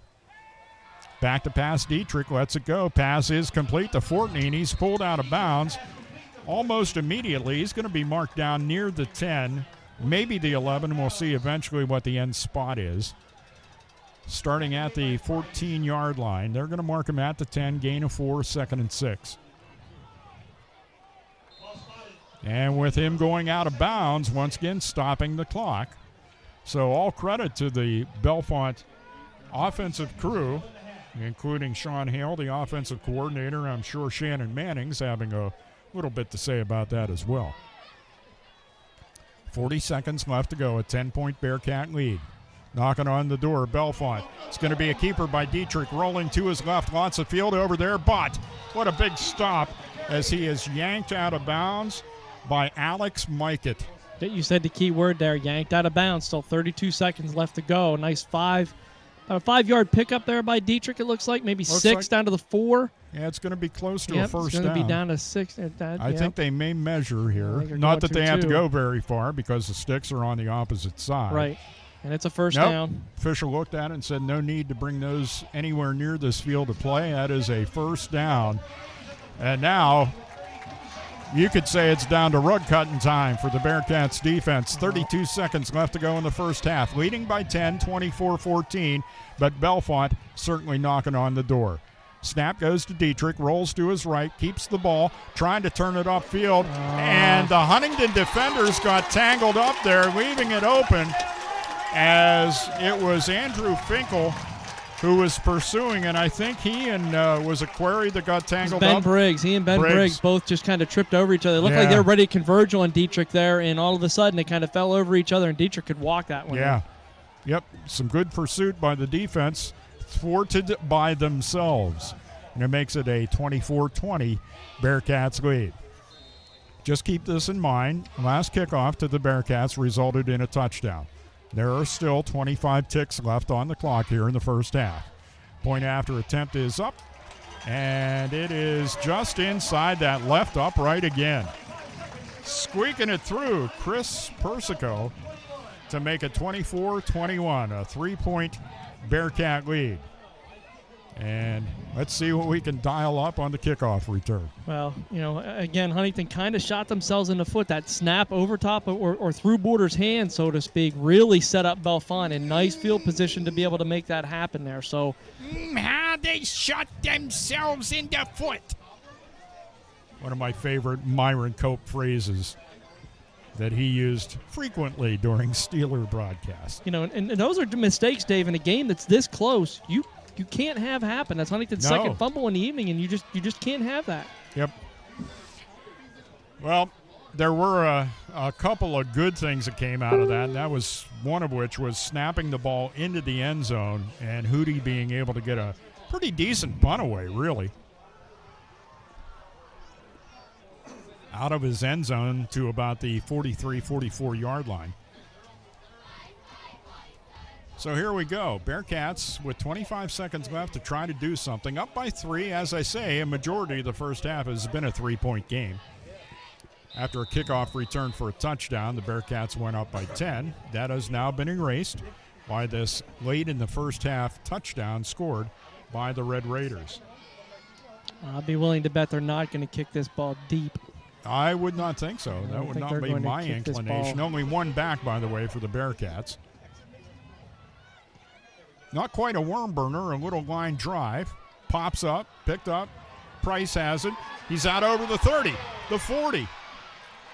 Out near midfield and tackled from behind, and a flag comes in. A very late flag coming in, so we'll see what this is all about. But a great return there by Jonathan Price. Filled that ball at the 15, all the way out to the 48-yard line. That we don't have a number for or a name for. Number 25, I have no idea who you are, but it was good pursuit to bring him down. Block in the back here, so Huntington really shooting themselves in the foot once again. And it would appear as though, well, no, I misread the number. I thought maybe that Troha was going to come in to quarterback the end of the first half, but I don't think that's going to be the case, as Andrew Hootie is the last man out on the field for the offense as they mark the ball back at the 24-yard line. So what do you do here? Do you just kind of sit on this, Chad, or? I'm probably, or give Border a hand off and see if he's able to break one here. That's probably what I would end up doing is give your All-State running back a shot here with 17 seconds left to go. Hootie with Border beside him to his left, and a timeout called by. Why did the official motion toward? Yeah, okay, he did motion toward the Bearcats because Bellefonte's out of timeouts. They used up 2 in the first quarter and recently used up their final one. But I'll tell you what, it hasn't hurt them. They're within 3 points. And a timeout called by the Bearcats here, maybe just trying to see what Bellefonte was going to do defensively before they make their actual play call. Yeah, they lined up with trips on the near side. Border is alone back in the backfield. And, yeah, I think you're exactly right. They just wanted to see what Bellefonte was going to bring to the table there and then call the timeout since you have one. You don't want to lose it. There's no sense in leaving any on the board here in the first half. So, as it has been said, you can't take them home with you on the bus. No, you can't. Use them. Make sure to listen for Pitt versus Youngstown State tomorrow on the airnetwork.net and 94.1 FM. Pregame at noon. It's the Panthers versus Youngstown State. Nittany Lions opening up tomorrow. As our creator has texted me and said, hey, let's make sure we get this out there. Our creator. Suddenly created a new religion. Yes. And hopefully by the end of the game we won't be losing our religion. And it's a handoff and not much doing there. That was Border again. And Ian might have picked up a yard. Yep, we'll give him the yard. And that's going to bring the first half to an end as the clock ticks down. We have completed one half of football at Rogers Stadium in Bellefonte. It's a great game, as we thought it might be. The score at the end of the first half is the Bearcats 24 and the Red Raiders 21. We'll be back and talk to Dr. Michael Simone from Simone Chiropractic, as creator Greg will talk to him, and we'll do that after we take this commercial timeout. More to come. Once again, it is halftime with the score, Bearcats 24, Bellefonte 21, on the airnetwork.net and Community FM 94.1 in Huntingdon. DC Goodman and Sons and the Goodman family are committed and dedicated to excellence by supporting quality education and athletics for all youth of Huntingdon County. For over 3 generations, DC Goodman and Sons and their staff of quality tradesmen have provided excellent service in the installation of plumbing, mechanical and industrial piping, electrical, and fire sprinkler systems. Residential services are also available. DC Goodman and Sons and the Goodman family will continue to serve the community, and thank you for your support. The Goodman family wishes you the best to all area students in your pursuit of excellence. Sometimes facts are hard to face. Statistics show that obesity is a problem in the United States, and it's not getting any better. At Simone Family Chiropractic, we understand this problem. We also know that obesity leads to very serious health problems later in life. There is a way to cleanse your body and get back to optimum health. It is called the Doctor-Supervised Chirothin System, and it teaches you how and what to eat in the real world. Call us at Simone Family Chiropractic at 814-643-2616, or stop in and see us at 613 Washington Street in Huntingdon, across from All American Pizza, or find us on Facebook. The Huntingdon Moose Family Center 223 is the heart of the community. Becoming a member of the Huntingdon Moose enables you an opportunity to join friends who have served the community for over 100 years. Enjoy all the summer activities and check out our Facebook page or website for more information. The Huntingdon Moose Family Center 223, serving the community with the best value in town. Join today. Pennswood.net Classifieds offers the freshest, most recent classified ads available with over 1,500 new ads each day. If you're looking for a reliable used vehicle, check out the multiple ads daily on Pennswood.net Classifieds. From cars, trucks, RVs, and motorcycles, you can scan the ads at Pennswood.net at any time of the day or night and find something that fits your needs. Looking for household items, student housing, or even a new pet? Pennswood.net Classifieds has it. Pennswood.net, where you can buy, sell, or trade locally. Hi, I'm Drew Weglars, and you're listening to the Huntingdon Bearcats on airnetwork.net.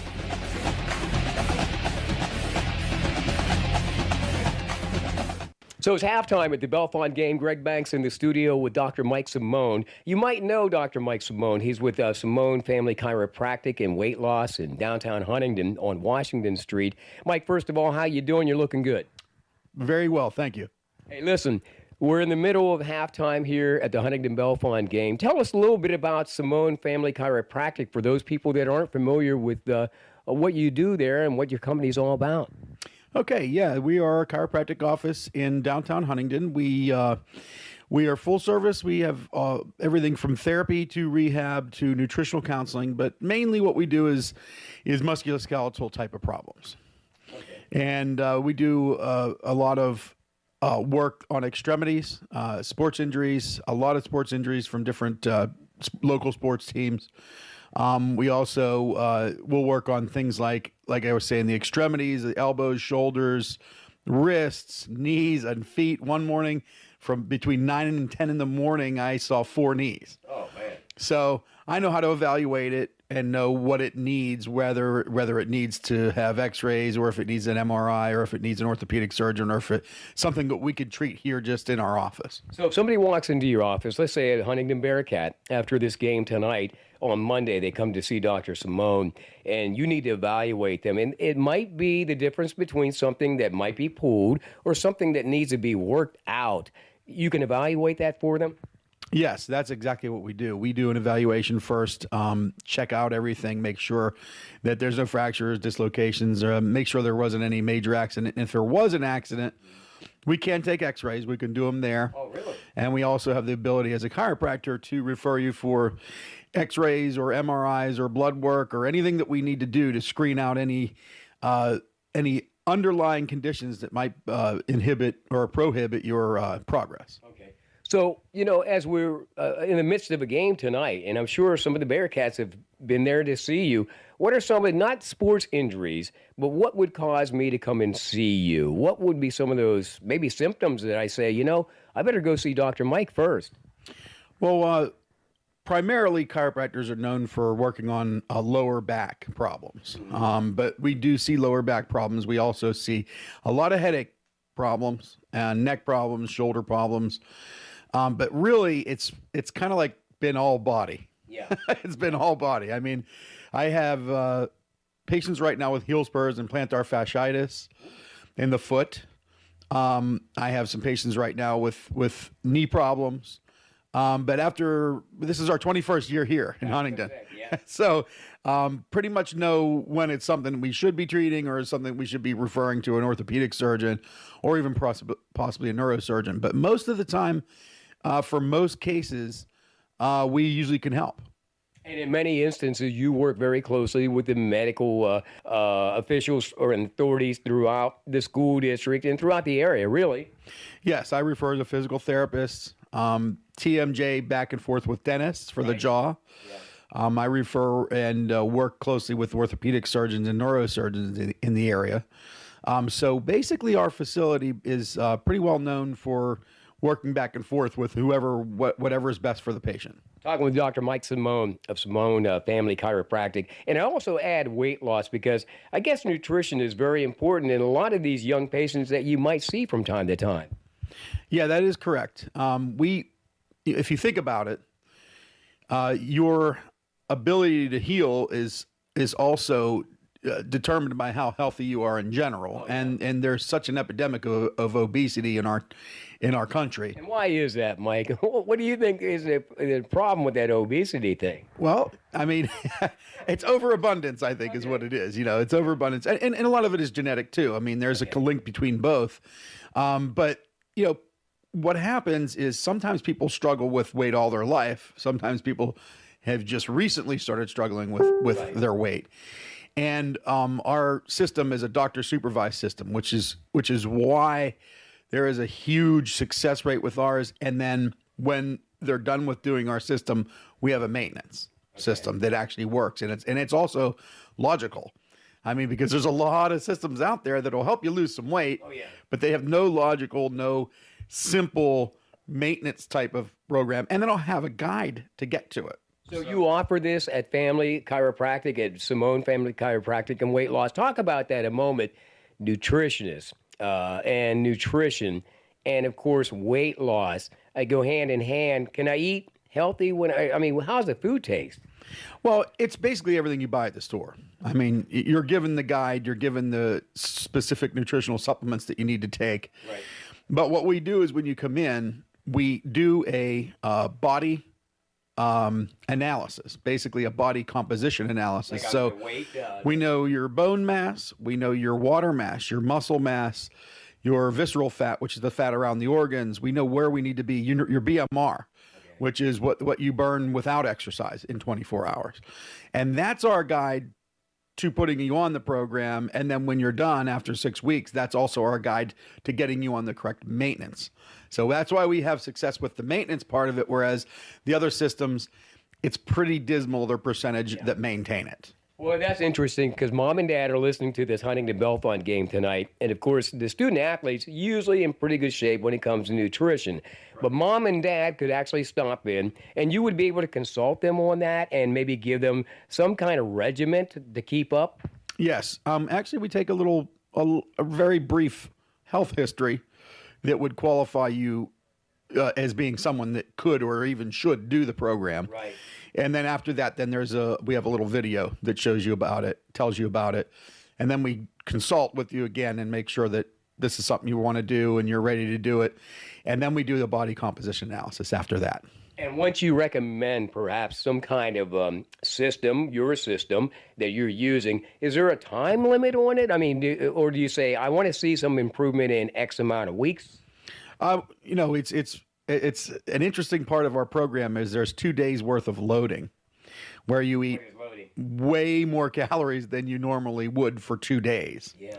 And that prepares your metabolism and spikes your metabolism so that then when you start your weight loss, which takes about 40 days, then you're burning fat efficiently from the first day. So many people will lose anywhere from 4 to 10 pounds in their first week. And that is considered rapid weight loss. And that's why it's really closely doctor supervised. And I make sure that you text me every day or if you don't have texting capabilities, call me and just leave a message on my machine or leave a message with my secretary on how you're feeling, what your weight loss is for that day. And so it's we don't recommend doing any type of weight loss system without having it doctor supervised. And I used to wrestle and we used to cut man, astronomical amounts of weight at one time. This sounds like a real sensible plan. And maybe somebody looking at going into wrestling this year, the body mass. I mean, you can evaluate all that. Yeah. Oh, definitely. The body mass index is important. The body fat percentage is important. Your water mass, your water weight, I should say, your water, and it really actually shows you how your kidneys are functioning. Right. Your body fat percentage, your visceral fat around the organs. And we have an instrument today, whereas years ago you'd have to be dipped in a liquid tank to get all these parameters. Right. We have something where you could take your shoes off and step on this instrument, and it will through quantum vibration will show you your body mass within a 90-some% accuracy. Man, we've come a long way with this science, haven't we? Yeah, you and on all your studio tricks you have here, it's amazing, and all the stuff that we have now that we can use. That quantum vibration is being used in healthcare even more than it was in NASA. In those 20 years plus years you've been in business, have you seen quite a change in technology? Well, yes. For sprain strains and injuries to discs and things like that, there really are three really, really effective type of therapies, and they're different than probably anything you've had before. One is ultrasound, one is microcurrent, and one is laser. Okay? The difference between the three is, well, what's in common with the three is you don't feel them. Whereas old TENS units and old galvanic stimulators and some of the old therapies, you feel them almost irritating your skin and your muscle.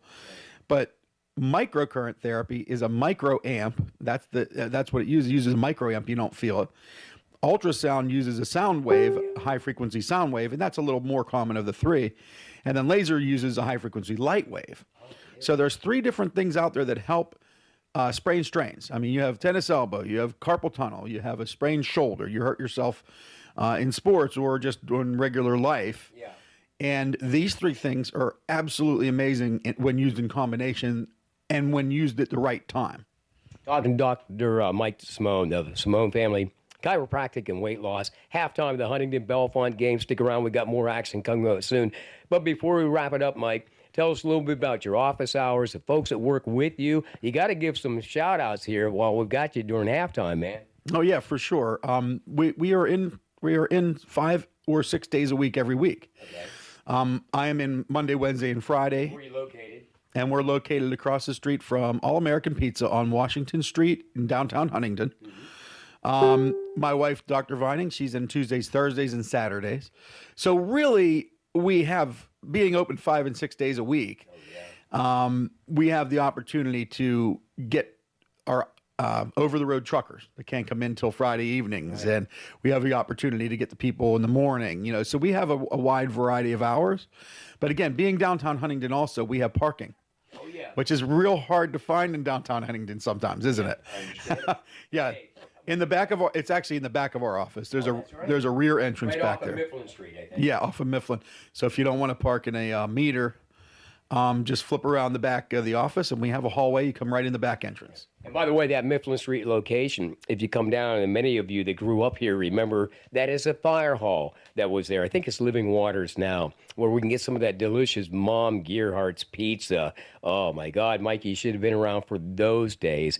But listen, someday we'll talk about your band Backlash, but I wanted to get you in here today for this specific show to talk about what it is you do. Tell us your hours and give the phone number. Okay, we are in Monday, Wednesday, and Friday, 9 to noon and 3 to 7. Tuesday, 9 till noon. Thursday, 1 till 5. And Saturday, 10 till noon. And the phone number is 814-643-2616. And we do have people in Maryland. We do have people in Ohio and New York. And so all kinds of different states either coming to us for certain techniques that we use or doing our weight loss system, but they have to do it more of a long range, through the internet now, right? That's right. By the way, he's also available via Facebook. So you want to check out that on Facebook as well, Simone Family Chiropractic. We really appreciate you being a supporter of Bearcat Sports, first off. And, of course, we wish you the best of luck in your practice and hope that you enjoy the game. And you know what? I'm honored to be able to help and to be able to support our our young folks in their sports. So this is really great, and I think that what you're doing here is fantastic. So I'm really happy to be part of it. Thank you very much. Thank you. The Huntingdon Moose Family Center 223 is the heart of the community. Becoming a member of the Huntingdon Moose enables you an opportunity to join friends who have served the community for over 100 years. Enjoy all the summer activities and check out our Facebook page or website for more information. The Huntingdon Moose Family Center 223, serving the community with the best value in town. Join today. Penswood.net Classifieds offers the freshest, most recent classified ads available with over 1,500 new ads each day. If you're looking for a reliable used vehicle, check out the multiple ads daily on Penswood.net Classifieds. From cars, trucks, RVs, and motorcycles, you can scan the ads at Penswood.net at any time of the day or night and find something that fits your needs. Looking for household items, student housing, or even a new pet? Penswood.net Classifieds has it. Penswood.net, where you can buy, sell, or trade locally. Sometimes facts are hard to face. Statistics show that obesity is a problem in the United States, and it's not getting any better. At Simone Family Chiropractic, we understand this problem. We also know that obesity leads to very serious health problems later in life. There is a way to cleanse your body and get back to optimum health. It is called the Doctor-Supervised Chirothin System, and it teaches you how and what to eat in the real world. Call us at Simone Family Chiropractic at 814-643-2616, or stop in and see us at 613 Washington Street in Huntingdon, across from All American Pizza, or find us on Facebook. Call Austin Smith Heating and Plumbing for affordable heating, plumbing, and drain cleaning services in Huntingdon. Count on 12 years of insured excellent service when it comes to heating, plumbing, ventilation, and drain cleaning. Call Austin Smith Heating and Plumbing, available evenings and weekends at an affordable rate. Call 814-506-5128. That's 506-5128 for Austin Smith Heating and Plumbing in Huntingdon. Hi, I'm Andrew Finkel. You're listening to the Huntingdon Bearcats on the airnetwork.net.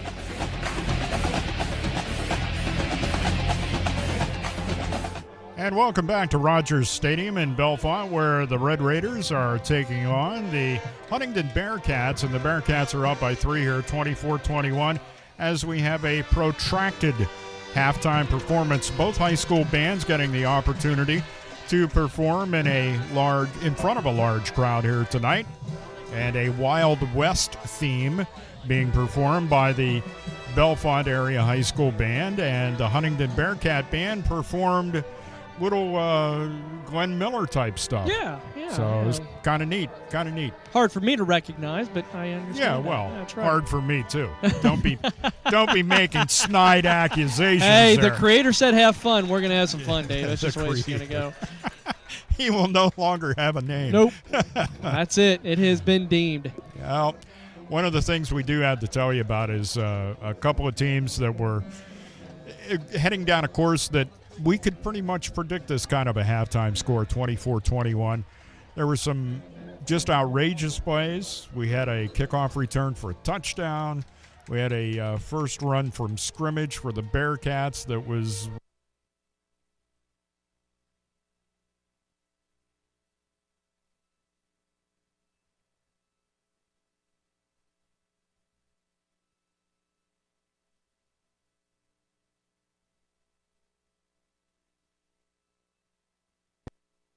Again, both of those totals have big runs in them. Huntington with a 52-yard run to begin the game for Border, and then Dietrich with a 69-yard touchdown run as a part of that 136. We looked at the pass game, dead even, 81 yards for Bellefonte, which is a bit of a surprise. We didn't expect them to come in and throw, but last week they used a different quarterback. This week they're going with Dylan Dietrich. He's got 81 yards through the air, and then Huntington with 79, and two quarterbacks accounting for that yardage. So when we look down at it, Huntington with 180 total yards of offense, Bellefonte with 217. And that gets us to our 24-21 score. Individually, if we look down here for Huntington, Border, 16 carries, 91 yards, and 1 touchdown. Andrew Hootie, 6 carries for 11 yards, and Drew Reiglar's 1 carry for 2 yards and 1 touchdown. For Bellefonte, we are looking at Dexter Galashaw, 6 carries for 19 yards. Dietrich with 8 carries, 114 yards, and that long 69-yard touchdown run to begin the game. And then C.J. Funk, 2 carries for 3 yards. Passing game, Hootie is 3 for 4 for 35. Troha 1 for 5 for 44. On the receiving end of those, Jonathan Price, 2 catches for 10 yards. Jarius Warner, 1 catch for 44 yards. That was a beautiful slip screen there, Dave, that we saw. And then Alex Mikett with that basically a tight end pop pass over the middle, 1 catch for 25 yards that set up the border 8-yard touchdown run.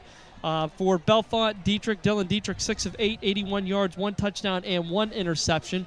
And Fortney has all the catches, 6 for 81, just kind of like we saw out of Jonathan Price. Both teams, Dave, as we look back on this first half, there are some missed opportunities out there for both teams.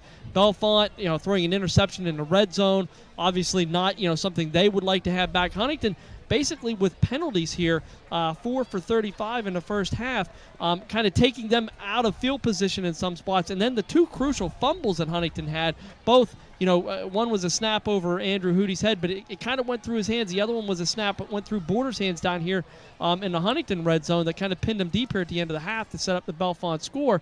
Have hurt these teams where this score that we're looking at now might be a little bit more than what we've got out here. Oh, absolutely. And one of the things you can rest assured, there will be additional time spent at every practice for the Bearcats this week on long snapping and pulling down the long snap after it gets to you. Probably the biggest problem that the team had. Defensively, there have been times when the defense looked really stellar, and it looked like they were getting on to the Bellefonte offense. But there at the end, the Red Raiders did what they needed to do to get that 7 points back in a hurry. Absolutely. And they did so and made it a 24-21 Bearcat halftime lead. And Dave, while I'm thinking about this, the reason why this is a 24-21 score for Huntington is the special teams. They have been truly special today. We have seen, a 80-yard kickoff return by Wagner. And also, Gio Scaccia has been excellent. He's 3 for 3 on, or 2 for 2 on extra points, but also booting a 31-yard field goal there with room to spare in the first half. So Huntington special teams really are proving to be the difference so far right now in a dead-even football game. So what is imperative here as we start off, because Bellefonte's going to have the football to start the second half, is that defense be able to make a statement here right out of the gate and try to bring this Bellefonte offense, which has been flying pretty high considering the points they put up last week. They're really doing a job here tonight against this Bearcat defense, and we know the defense is better than what they showed us in the first half, I think. Yeah, and I would agree with that. There were some times when we saw some players falling over each other out here, just looking a little bit unorganized. Again, it's a different team that they're facing this week, too. Bellefonte, much bigger, much more athletic than what Huntington faced last week in Mount Union. Good pursuit is a bad thing when your tacklers end up getting their legs tangled up and they go down and leaving a clear path for the ball carrier to the end zone. It's one of those things that happens, and you never take a defensive player and say, don't pursue like that. No, you do that all the time. That's right.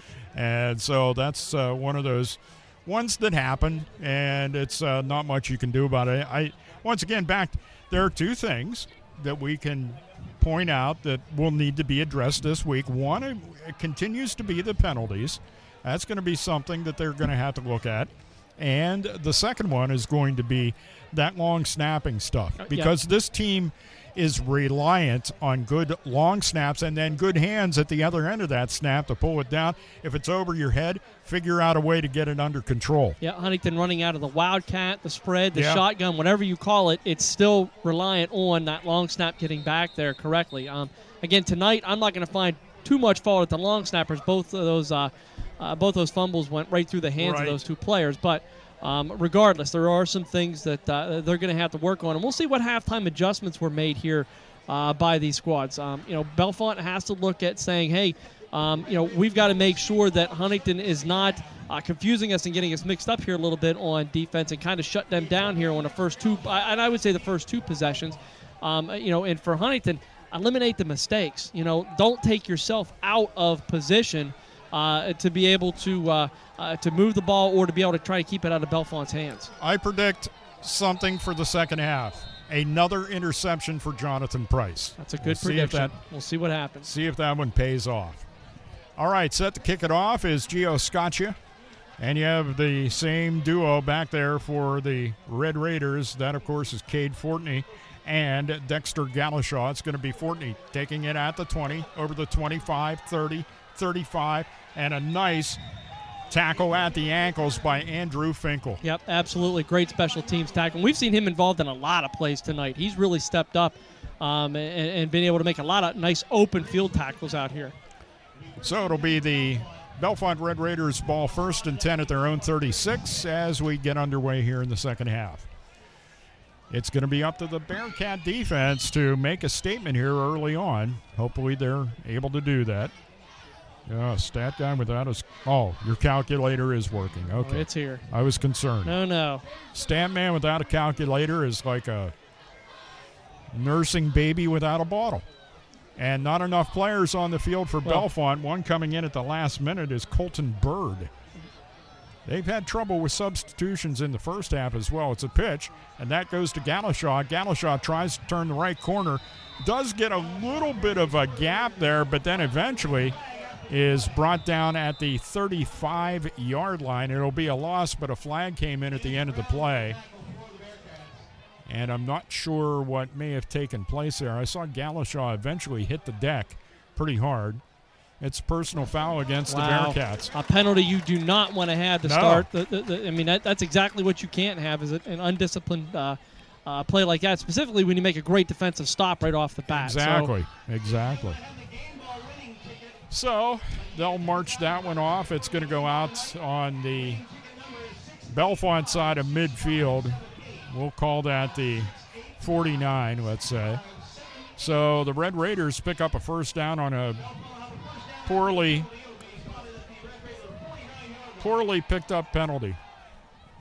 It's just, as Chad said, you don't want to be doing that. Just had a great stop, and now it's all for naught. Snap to Dietrich. He's going to roll to his left. Tries to turn it upfield.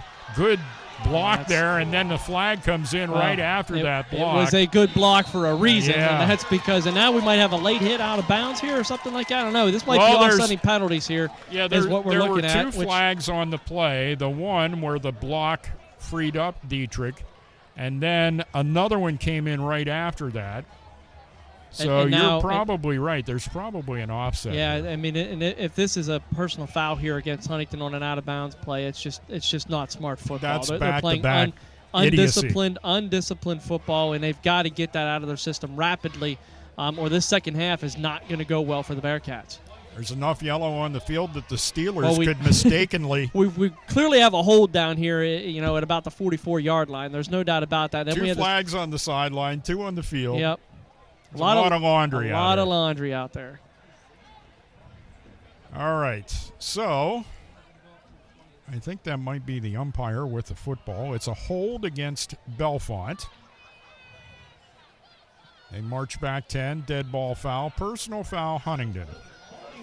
So they're going to mark off the 10 on the hold, and now they'll mark off the 15 against the Bearcats, and I think it's going to be right about where we started. Right where we started. Actually, they're going to inch it over into Bearcat territory at the Huntingdon 49. All said and done, it ends up being confusion a first to a down, degree, but first down and 9. It still stays a first down for Bellefonte here. So 1st and 9, the ball at the Bearcats 49. Bearcats defense has been looking good, but to inexplicably personal fouls occurring after the plays were over. Here's Dietrich back to pass, looking deep downfield. Lets it go, and it is caught by Cade Fortney as he gets by Jonathan Price and is eventually brought down at the 10, and Price is having trouble getting up. Yeah, his right arm is hurt. He got rolled over on there pretty good by Fortney. Holding his elbow in particular. And that's not an injury Huntingdon wants to see. So that's a 40-yard pass play right here at the beginning part of the second half as Dietrich finds his favorite target, Fortney. Yeah, it's been the Dietrich Fortney show. It has been.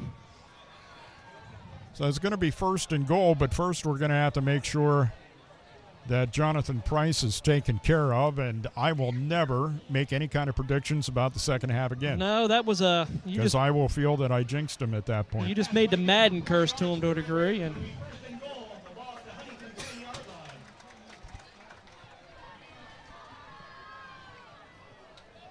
so did Price come off the field? Yeah. No? Yeah. Yeah, he did come off the field. All right. First and goal. Dietrich hands it on the jet sweep to C.J. Funk, tries to turn it upfield, and talk about a cloud of dust. And that was created by the Huntingdon defense. Led getting up off the bottom, Isaiah Reed, that is, down on the bottom on that tackle. 1 yard gain. It'll be second down and goal. The ball at Huntingdon's 9-yard line. 24-21, Bearcats with the lead. But Bellefonte, as it has been said, knocking on the door here, trying to turn their first possession of the second half into 7. It's up to the Bearcats to hopefully hold them to 3. Snap goes to Dietrich, fakes the handoff to Gillishaw, and then tries a pass to C.J. Funk. And yes, as Chad just said, hit him in a bad place, right in the hands. Yep, and I apologize for talking over Dave at that right. point in time, but it hit him right square in the hands. A great play call that time as Dietrich rolls out to his left. He's got a wide open C.J. Funk here. Now we've got a flag being thrown after the play right in the middle of the field. Sideline warning. Yep, sideline warning against Bellefonte. And I'm not sure why it would come in that situation. Well, I think what happened is as they moved down into the Huntingdon red zone here, you can see the team is really bunched up right at the 25-yard line. That's where the box is that the team has to stay. They cannot go past that box from the sideline down to where the track is, the former track here at Bellefonte High School. All right, you got the warning. Here we go. 10:34 left to go. Third quarter, 24-21. Bearcats with the lead. Dietrich can't find anybody. He tucks and runs and is tackled immediately as he gets it back to the 11-yard line. The loss could have been more, but as it ends up, it is a loss of, let's call it 3. And it will be fourth down and goal from about the 12. Yeah, we're going to have a field goal attempt here. Good job, Huntingdon defense. Like about a, what are we going to call this, a 27-yard attempt here for Persico? Yep. You could almost say, let's do 28. Spots And down. The kick is good. Just barely over the crossbar. Between the uprights and just barely sneaking over the crossbar to tie the game. 9:51 left to go in the third, and we are tied at 24 at Rogers Stadium in Bellefonte. A little bit of a victory for the Bellefonte defense, but I'll tell you what, there's going to be you-know-what to pay over those personal fouls that were called on the Bearcats during that drive. 2 of them. 2 15-yarders. Not what you want to be doing, especially when you're trying to keep a team from getting momentum. Don't hand them anything. Yeah. Yes. Yeah, absolutely, Dave. And now, now we're back. By to the way, we just almost had the lights turned off on us. Yeah, but we were kind of contemplating. we have circumvented that. We were kind of contemplating why. I don't know. I was going to try to find the girl that did the baton that had fire on it. Bring her up here. She would have helped, that's for sure. Yeah. She did 2 batons at once with fire on both ends. Yep. I'm impressed. It was the Bellefonte High School Band specialist baton twirler. She was pretty good. She was good. She even you can't knock it because you can't do it. So there's no, know what I mean? Right. And she went through a wardrobe change. She did. My hair would be on fire. My shoes would be on fire. Just amazing. I'd be, on fire. I'd be burnt. There'd be no doubt about it. CDT would be reporting her, hey, he's on fire. And we have a short kickoff. It's taken, and there is Jonathan Price out over the 40, 45, over midfield, stumbles a bit, regains his balance over the 40 of the Red Raiders, eventually brought down at the 37-yard line. Jonathan Price with another big return, no flags, And we have a limping Red Raider coming over to the 49-yard kickoff return for Jonathan Price. And again, the Huntington special teams continue to be special tonight. Price, I've got him for 3 kickoff returns, 1 for 31, 1 for 20, 1 for 49, and we got that 80-yard return by Wagner. So Huntington special teams putting them in good position here once again. 2 wide to the right. Price is one of them. And the pass goes to Price. Over pursuit there by Dietrich, and that gives Price room to run. He gets down to the 30, and he is picked up, and that was like a waistlock takedown on Jonathan Price. See where they spot this ball at here real quick. We're going to give him to the 30 and give him 7 yards on that pickup. Wouldn't you have called that a waistlock takedown? I would have. That's absolutely right. Thank you. Yes. All those years of watching, let's see. Well, it wasn't Vince McMahon. He didn't know a whole lot about it. I know, Gordon Soley. After a misspent youth watching Gordon Soley on TV. Andrew Hootie, the quarterback, hands it off to Border.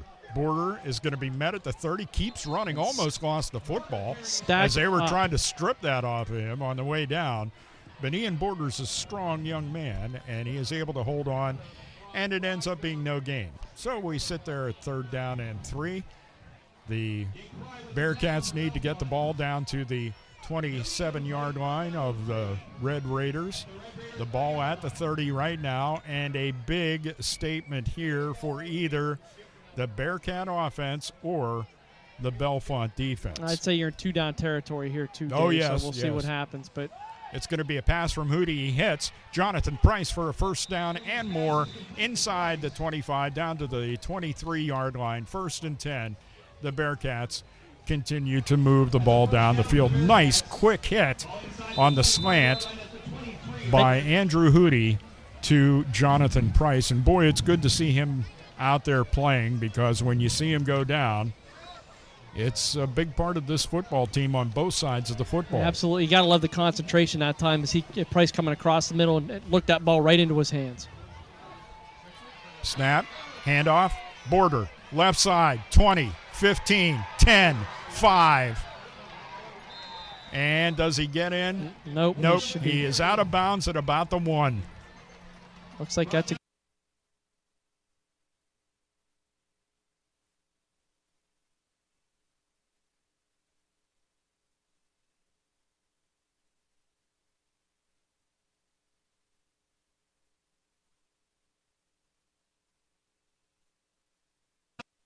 It's 1-yard line after another great carry, 22 yards for Ian Border. Price in motion to the left. It's going to be a pitch to Border on the right, and he is stacked up before he's able to get in. He's down to about the half-yard line, but not into the end zone. So, I think it's a situation where you don't want to be cute with this. Just heck no. Get the ball handed off and let him get it. Let him get that yard. Yeah. Let him get in there. We're going to see Border come off the field here.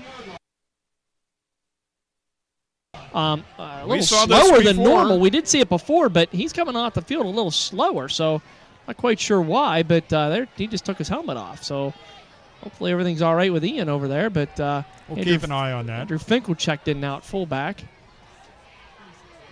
Shotgun. Hootie with the snap, hands it to Finkel. And there are Red Raiders in the backfield. In particular, Luke Lambert is back there to rip Finkel down immediately. Time, Andrew, it's going to be a 4-yard loss, and that time Finkel ran right into wide receiver Jonathan Price and just couldn't get anywhere, just kind of got stacked up there for a 4-yard loss. No worries, Ian Border back on the field. He just needed a breather for a play. 3rd down and 5 for the end zone. 3rd and goal. Hootie up under center. Turns, hands off to Border, almost lost it, but Border's got tons of room to the right. And you talk about lateral speed, Chad. Holy smokes. I mean, there were 5 Bellefonte defenders that looked like they were going to be able to get him, and he just turned that on and left them all in the dust in the end zone and scored without being touched. Just amazing stuff. Once again by Ian Border. 30-24, Bearcats lead.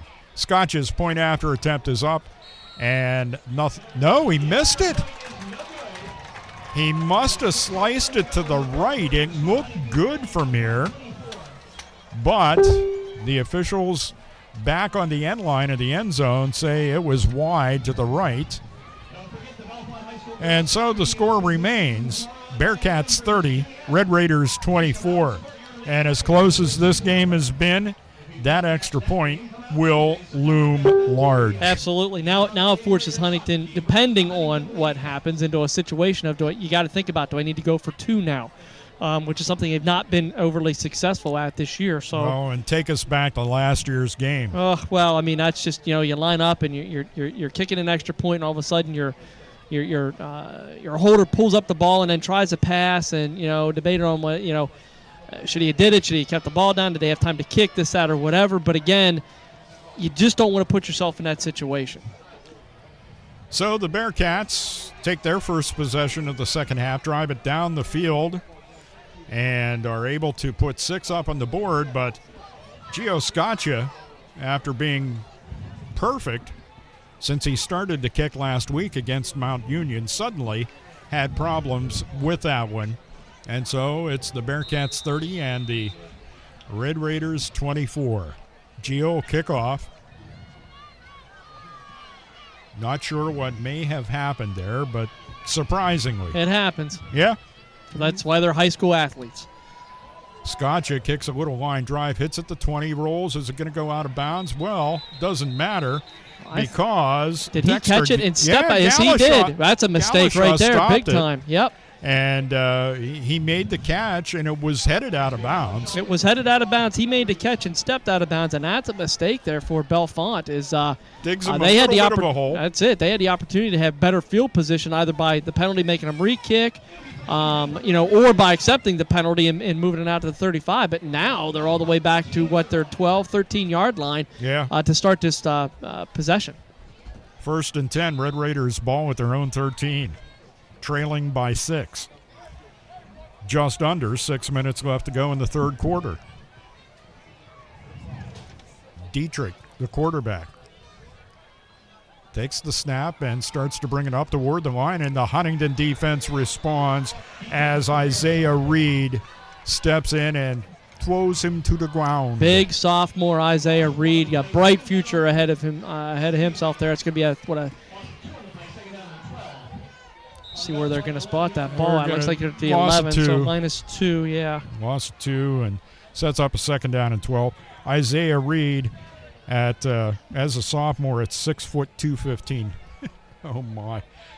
Are there some schools, as far as higher education goes, just kind of licking their chops at the possibilities of Isaiah Reed? He's going to grow. Oh, absolutely. He's going to grow. Absolutely, he's going to grow. There's no doubt about it. Dietrich back to pass, looks downfield, completes one to Good somebody tackle. other than Fortney. James McClellan with a reception for the Red Raiders. Yes, a new receiver. He gets out to the 15-yard line, so it's going to be a gain of 4, but it will set up a 3rd down and 8. And did we have a timeout called? Everybody's kind of milling around. I heard a whistle, but I don't see anything going on. Tyler Smith running in with the play, so not sure what all that was about. No, it is a timeout because I see people with water bottles. Oh, I see. We have an injured player for the Red Raiders right in against the sideline. Looks like cramping. That was hard to see.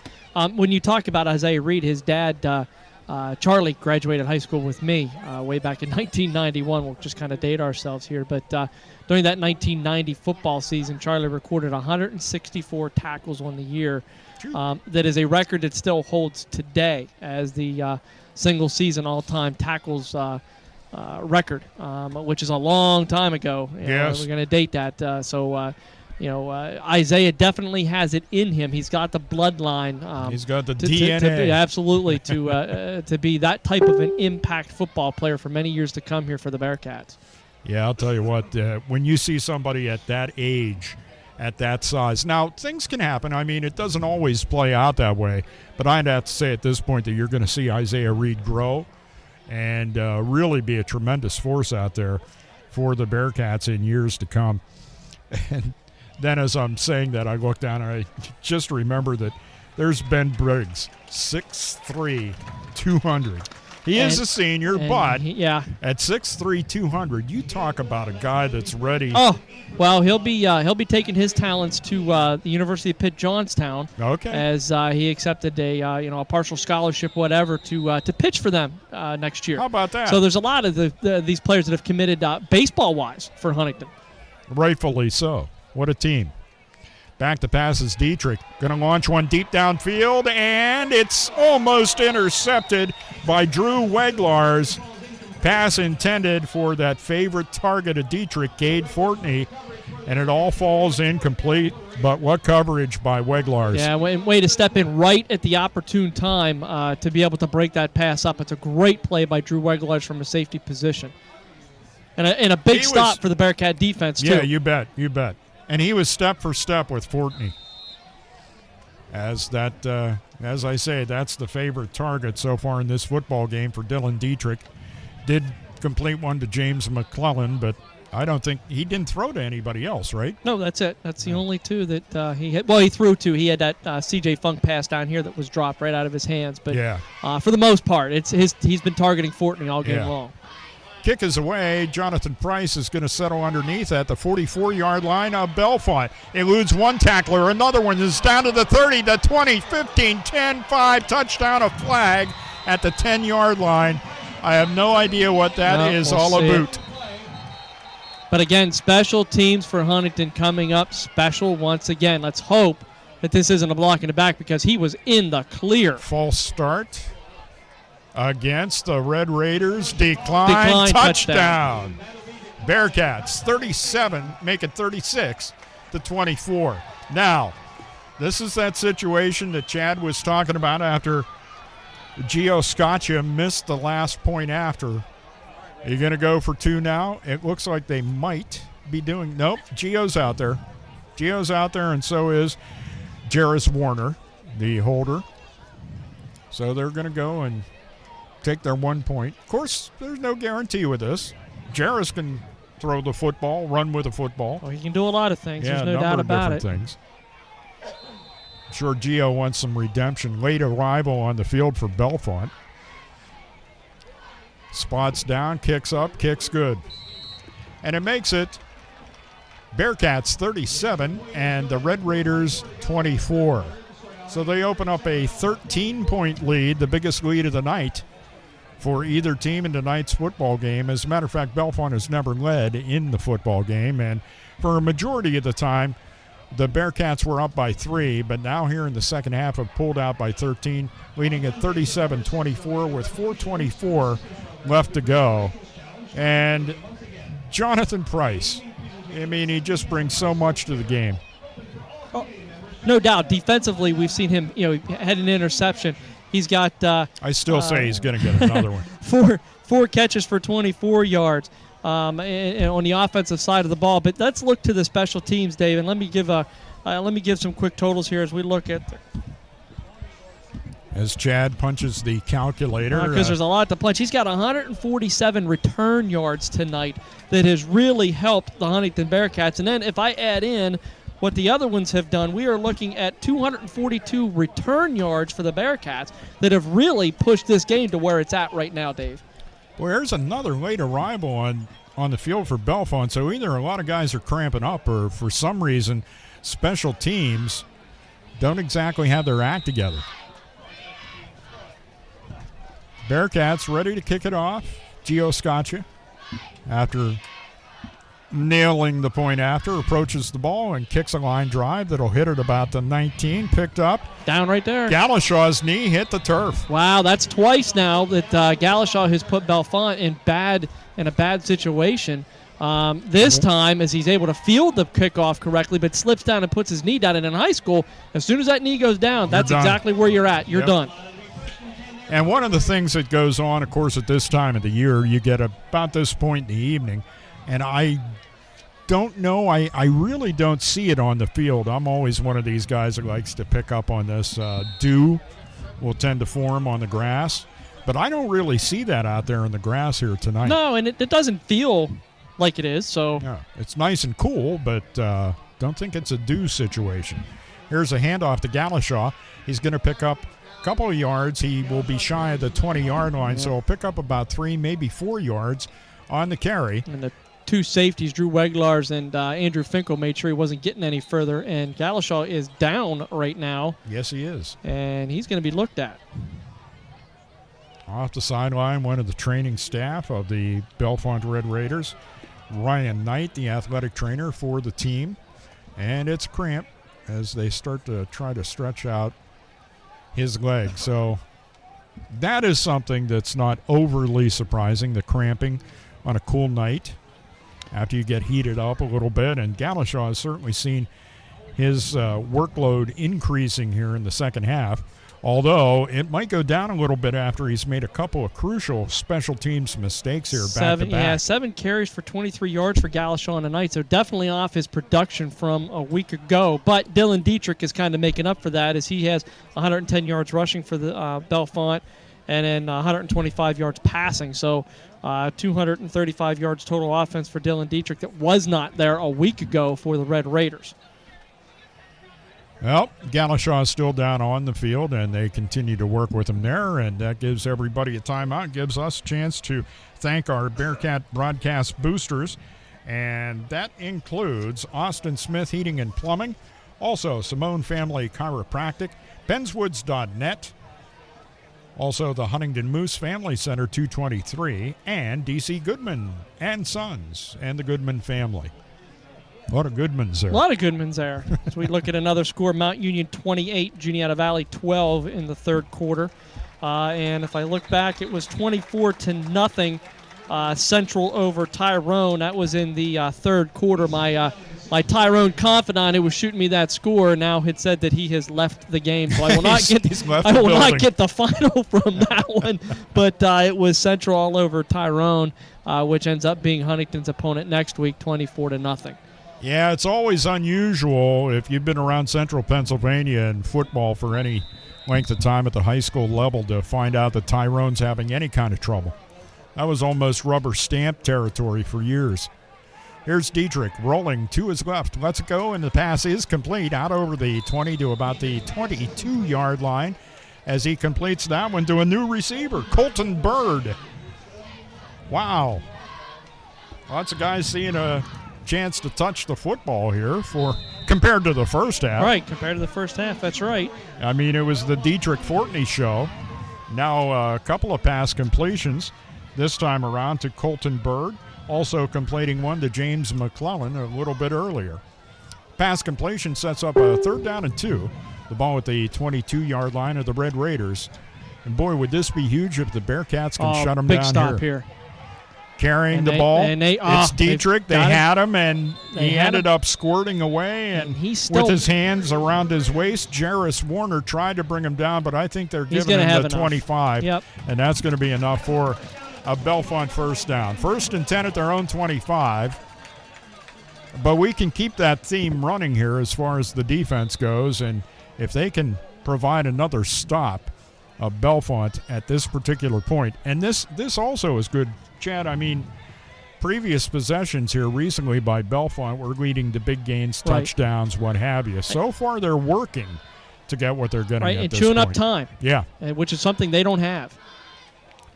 Dietrich hands the ball off this time to C.J. Funk. Funk tries to turn the right side corner and might gain a yard, and there's some extracurriculars going on again. Not even going to give him a yard as Ben Briggs comes from his defensive tackle position to take him down right there. Great tackle. Right at the line of scrimmage. Right at the line of scrimmage. Great tackle that time by Briggs. 2nd down and 10. Bellefonte ball at their own 25-yard line. 37-24. Bearcats lead. 2:20 left to go in the third quarter. You're listening to the airnetwork.net and 94.1 FM in Huntingdon. Handoff to Galashaw, back in the game after that cramp earlier. No, that wasn't Galashaw. My mistake. That was C.J. Funk. And once again, stopped right at the line of scrimmage. That's a very generous spot by the officials. You have to give him a yard there. because it's above the 25. You might have to, but I'm not. I'm not gonna have him making a 26-yard line at that point in time. Well, we've established. I'm envisioning hash marks, and he's not made the 26. It's still behind that hash mark, no. so I give him the 25. No. See, it's above the 25, so you have to give him the 26. No, that's not the way it works in hash mark. In the statistics world, that's not the way it works in a football game. That's the way we did it at St. Francis University. Uh-oh. Here's a pass that is over in our direction here in the near sideline. Pass complete to Colton Bird as we continue to show a little diversity in the Bellefonte offense. More guys getting touches, but even though that was a completion, nowhere near a first down. It's a gain of, well, we're going to have to say, on my calculations, of 2, but for Chad, it's going to be 3. That's exactly to set right. up a 4th down. The Lord giveth and he taketh away in the stat realm, and that's why you need to have hash marks, because it makes all the difference in the world. You betcha. 50 seconds left to go in the third quarter. Great defensive stand by the Bearcats. The punt is away. It's going to hit at the 46 of Huntingdon. Smart. And Jonathan Price just lets it roll inside the 30 to about the 28-yard line, and the Bearcats will take over there. But everything now is starting to – the planets are aligning in favor. It's starting to flow towards the Bearcats here. And I would like to think one more score of any kind, whether it be by field goal or obviously a touchdown, would pretty much put this game away for the Bearcats. But it has been a tough football game for both sides, here tonight. Bellefonte has shown a lot of resilience coming out, with a great first half. Yes. It's just not translated here into a good third quarter.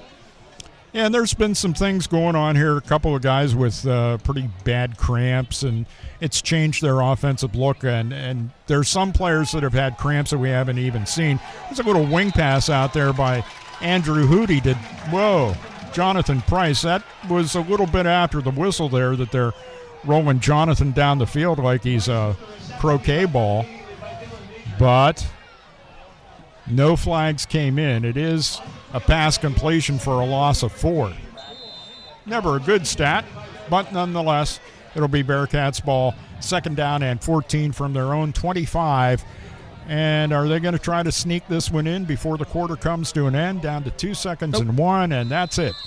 We have completed 3 quarters at Rogers Stadium in Bellefonte, and the score, it's the Bearcats 37, the Red Raiders 24. The fourth quarter is coming your way next on the airnetwork.net and 94.1 FM in Huntingdon. Penswood.net Classifieds offers the freshest, most recent classified ads available with over 1,500 new ads each day. If you're looking for a reliable used vehicle, check out the multiple ads daily on Penswood.net Classifieds. From cars, trucks, RVs, and motorcycles, you can scan the ads at Penswood.net at any time of the day or night and find something that fits your needs. Looking for household items, student housing, or even a new pet? Penswood.net Classifieds has it. Penswood.net, where you can buy, sell, or trade locally. Sometimes facts are hard to face. Statistics show that obesity is a problem in the United States, and it's not getting any better. At Simone Family Chiropractic, we understand this problem. We also know that obesity leads to very serious health problems later in life. There is a way to cleanse your body and get back to optimum health. It is called the Doctor-Supervised ChiroThin System, and it teaches you how and what to eat in the real world. Call us at Simone Family Chiropractic at 814-643-2616, or stop in and see us at 613 Washington Street in Huntingdon, across from All American Pizza, or find us on Facebook. I'm Jarris Warner. I'm listening to the Bearcats on the airnetwork.net.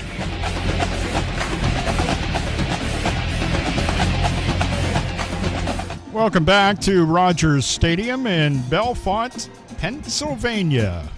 Not too far away from the geographic center of the Commonwealth, as we witness the Bellefonte Red Raiders and the Huntingdon Bearcats in action tonight. The Bearcats lead 37-24 as we begin the fourth quarter. It was a 3-yard loss, that is, on the pass completion to Jonathan Price. It's an unusual thing to say. But it happens. And now the guys with the chains have the wrong yard lines picked up. And now they do a dance. But it happens. Volunteers over there, and Now we got it. When you're at the high school level, you got to thank every volunteer that you have. You never ridicule, you always thank. So yes, much appreciated. No, that for happens. Services. Yep. Hey, I've seen that with paid people at big-time football games. They deserve the ridicule then, but here you're getting a little friendly with that ridicule stuff. There's a snap that was fumbled by Hootie. It was a bad snap. It was low to the ground. It ends up being a completed pass to Andrew Miller across the middle. What a catch by Miller, and what a recovery by Hootie to even get a pass off in that situation. And he was wide open. So, it was a good throw that time by Andrew, and Miller that time to set that up. And I think that's Andrew's first catch of the season. It is, and it's a 14-yard pickup and a first down for the Bearcats. So 1st and 10 at their own 39, leading by 13. Here comes Jarris Warner, who we just heard on our little promo there. Handoff this time goes to Ian Border. Ian's not been worked quite as hard here in the second half. He's still, getting his touches, but spreading out the workload a little bit are the Bearcats. That's his 5th carry for the second half, but he's now up to 21 carries, 120 yards, and 2 touchdowns now on the evening. So still doing his workhorse type of night.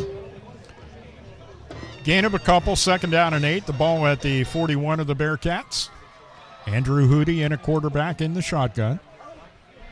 In motion, Jonathan Price coming over to the near sideline here as the Bearcats move from right to left. Hootie tucks and rolls, and there he is out over midfield and into Bellefonte territory. I think they'll give him the 49 of the Red Raiders for a gain of, make it 8. Maybe, let's make that 9. Gain of 9 on the carry for Andrew Hootie. 1st and 10, the ball at the 49 of the Bellefonte Red Raiders.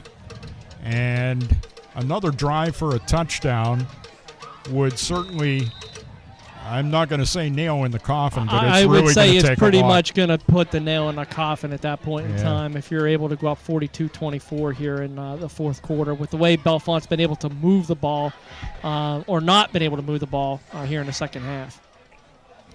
Hootie takes the snap, pitches it to Border, and right in the backfield, a couple of Red Raiders. Eventually making the stop there, I believe it was Jacob Fry, as he had a hold of the ankles of Ian Border.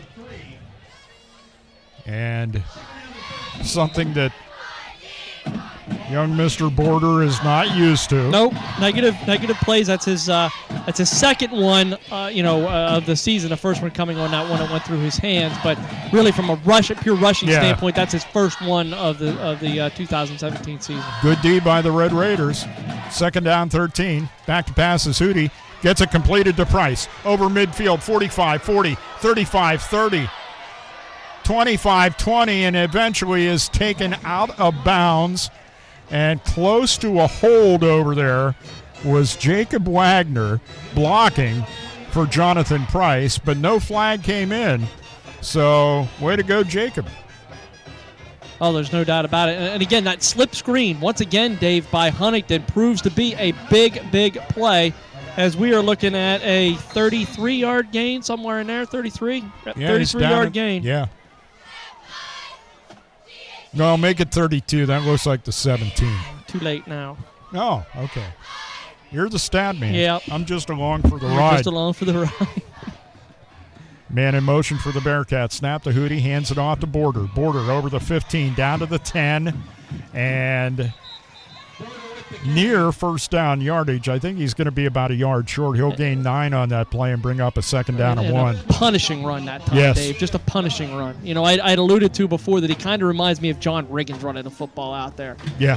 Good stiff arm. He's going to be able to, square up his shoulders against you and knock you down. Another 8-yard gain there for Border. So just a very tough inside runner that has outside capability. And here come the Bearcats with a 2nd down and a short 2, long 1. Was it going to matter?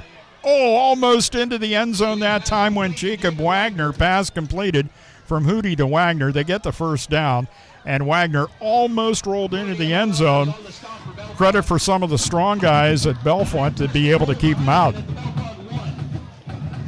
First and goal. That pass completion, I put Hootie over the 100-yard, right at the 100-yard mark in passing tonight, too. So, you got Border 125 on the ground and Hootie 100 through the air. That's balance. Yeah, it's you tough love that. to stop balance. Yes, it is. Nobody can key in on you when you can do both effectively. Hootie in the shotgun. Border to his right. It goes to Border. He's going to go over the left side and in. He could have walked in and he could have ordered, which is what I'm going to do after the game is over. You don't get anywhere near State College in Bellefonte without making a stop at CC Peppers. I know they're not a sponsor, but that's where I'm headed after the game. Maybe they can be. Maybe we can pick up some sponsorship there. I don't know. Free cheesesteaks. Yay. I just wish they'd put one of their places nearer to me.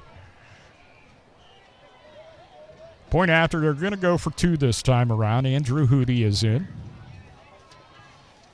Border comes up beside him on the right side. Snap. It's going to be Hootie on the keep. Is he going to be able to get in? He gets some help from his linemen stacking up behind him. It looks like they pushed him in. They did. So it's a 2-point conversion, and that will make the score now.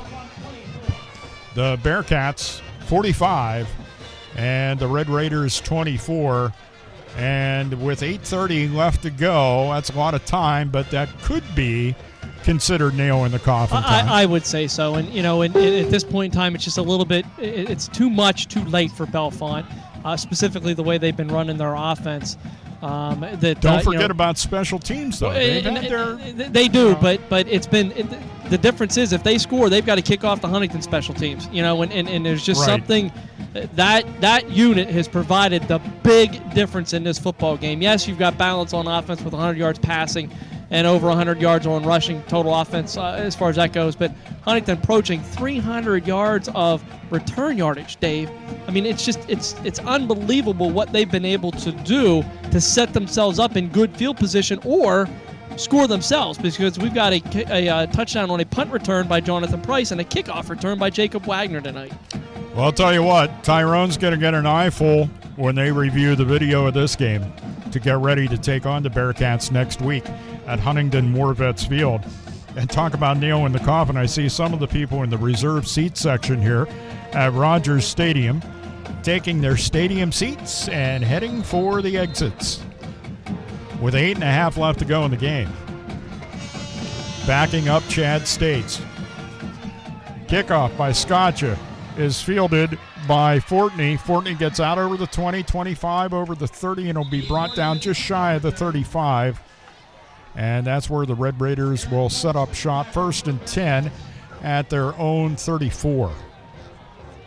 Well, let's wait on that one. Could be the 33. Let's see where the umpire sets it down. Gee, boy. Going to call that 34? That's what the scoreboard called it. Yeah, but I'd call it the 33, so it's okay. We'll go from there. And no hash mark, so, we're close enough, so it doesn't matter. What's a yard between friends? Nothing. Or 2 or 3 sometimes when you're in high school. It's 33. 8:23 left to go in the game. 45-24, Bearcats lead. Back to pass is Dietrich. Fake. Now lets it go. And the pass is going to be too long. His intended receiver, C.J. Funk, almost had him. And some good coverage out there by the Bearcats' Drew Weglars. And we're starting to see Bellefonte test, some long plays here, because that's what they're really going to have to do to get back into this game is score quickly.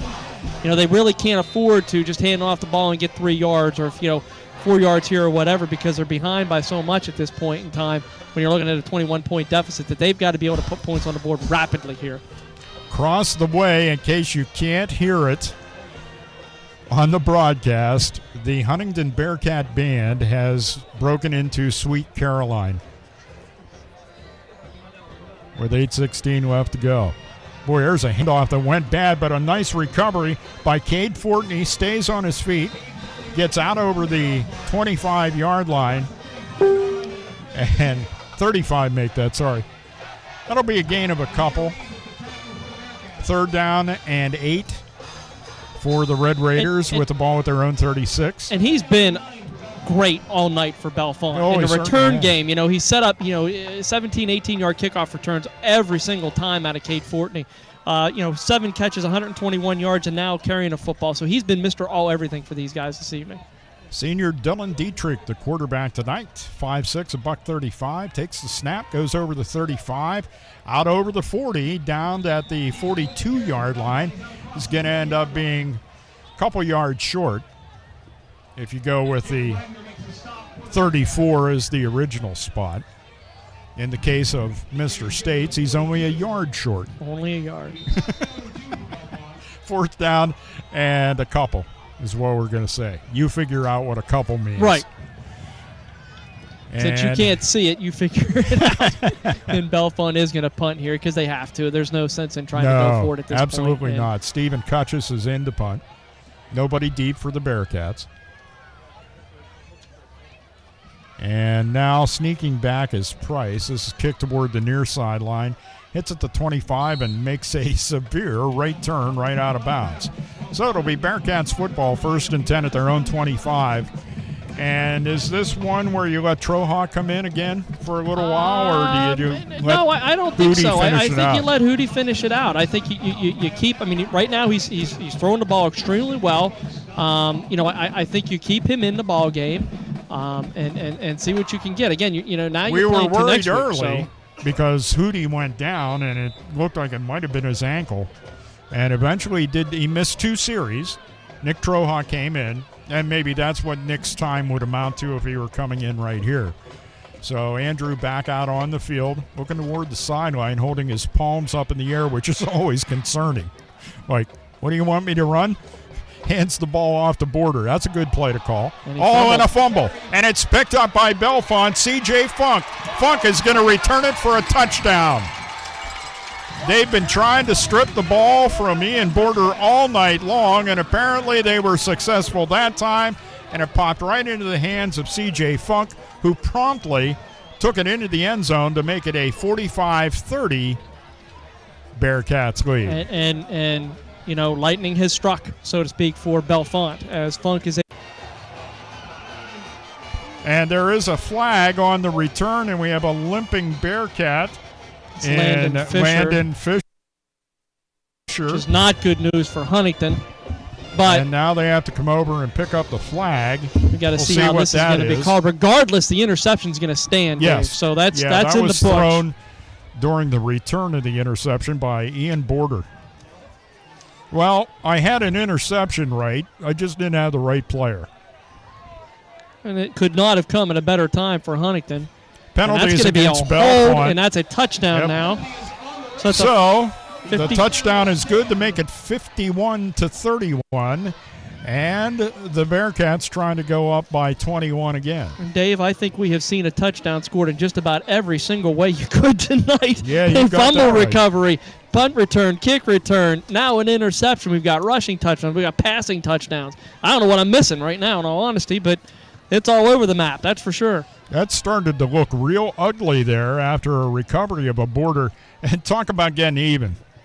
Did Ian Border just get even or what? Absolutely, he did. But Border with the interception and return for a touchdown, and now the point after, and a flag comes in before the snap. Gio Scacci gets a chance to have a little practice kick, which he nailed. Illegal participation for the Red Raiders.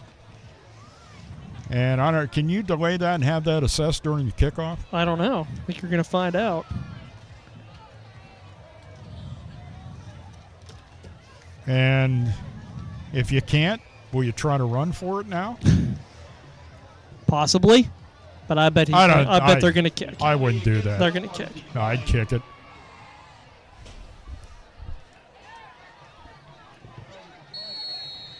All right, here we go. Take 2.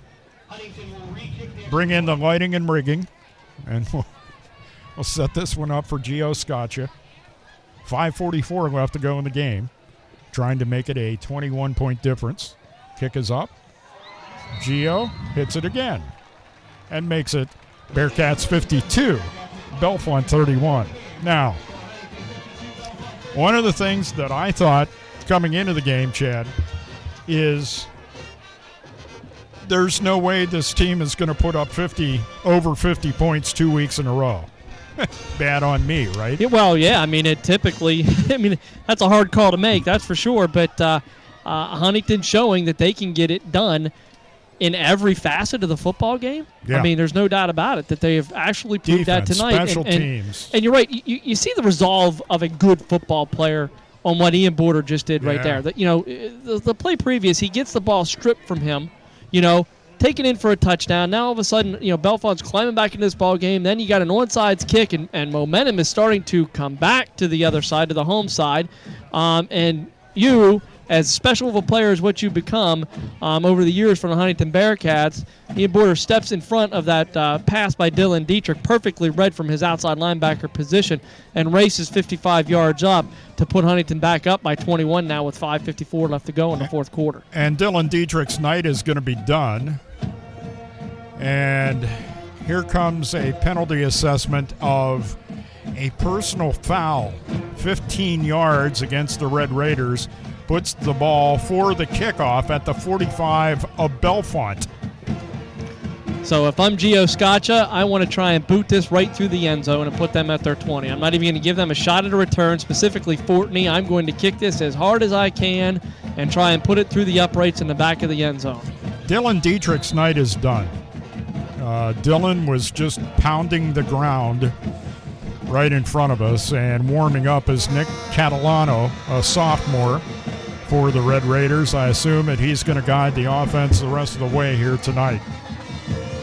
Scaccia gives it a heave, and it hits in the end zone, and that'll be a touchback, and it will be Red Raiders football at their own 20. So we'll see what the Red Raiders try to do with a new quarterback in Nick Catalano. Well, I shouldn't say that. I haven't necessarily seen Nick go out there, but yep, there he goes. There he goes. Sent out by Shannon Manning. So in case you've missed any of the action tonight, you want to hear Dave and I again because you like listening to Dave and I so much. The creator will be broadcasting tonight this game again at 11 and at 9 a.m. tomorrow before the Pitt pregame. So for our Canadian fans, cook up some back bacon, get some Molson, and have at it. 5:44 left to go in the game.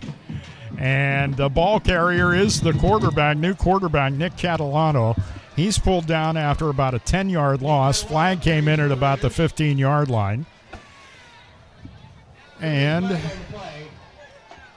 we'll wait for this one to get picked up and see what the official rule is. He ended up losing actually about almost 8 yards. Yeah, it's going to be close. And it's a false start against Bellefonte. So I'm sure they're going to decline that penalty and I take would. I would. Yeah, There's no loss. doubt about it. Take the loss and the down. The loss of down. Set up a second down and 17. Right. Yeah, it is declined. That's as no-brainer a call as what you can make in a game of football. Yeah, even two stooges like us can make that call. Absolutely. So, the Bearcats decline. Clock's rolling once again. It was stopped there while the penalty was explained and then refused. And rolling now down under 5.5 left to go. And after getting a little bit of a heartbeat right at the end of the game, it was Ian Border who snuffed out whatever little bit of a flame was coming out of that baton one last time.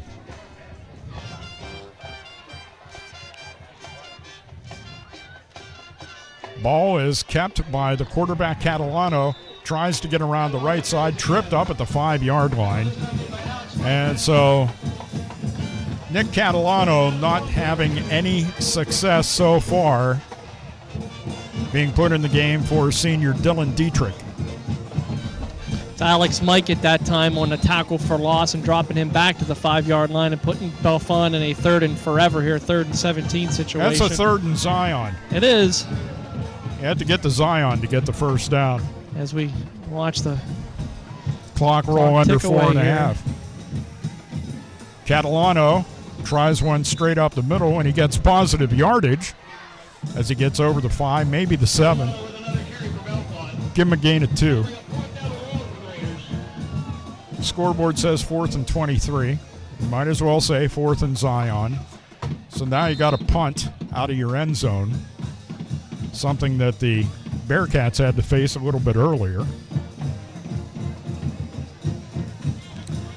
Clock continues to roll. Under 4 minutes left to go. Game, Bearcats 52, Bellefonte 31. Competitive nature of this game starts to tick away here now, Dave, as you're 3 minutes and 50 seconds with a 21-point lead for the Bearcats. Yeah. Oh, and was that punt tipped at the... It was tipped by Border right at the line of scrimmage. Yep, absolutely. And it spins sideways and comes down at the Bellefonte 17, maybe the 16. So that is until they're done with that. And as Bellefonte put up a good battle and was trying to climb right back into this after Chad had pounded nails in the coffin. Well, they're back in now, that's for sure. You can put them back in. You know, and this is a case when, great players aren't great. They're just great sometimes when they have to be. And Ian Border, with the interception and now the punt block to really cement this game away, it just proves time and time again how great of a football player he is. Not just offensively, but on special teams and on defense, you can just see how well-rounded of a football player he is. Red Raiders take a timeout here with 3:35 left to go. And once again, if you're a glutton for punishment, this game will be back on the Air Network not too long after we're done. As the creator will try to get that up there ASAP.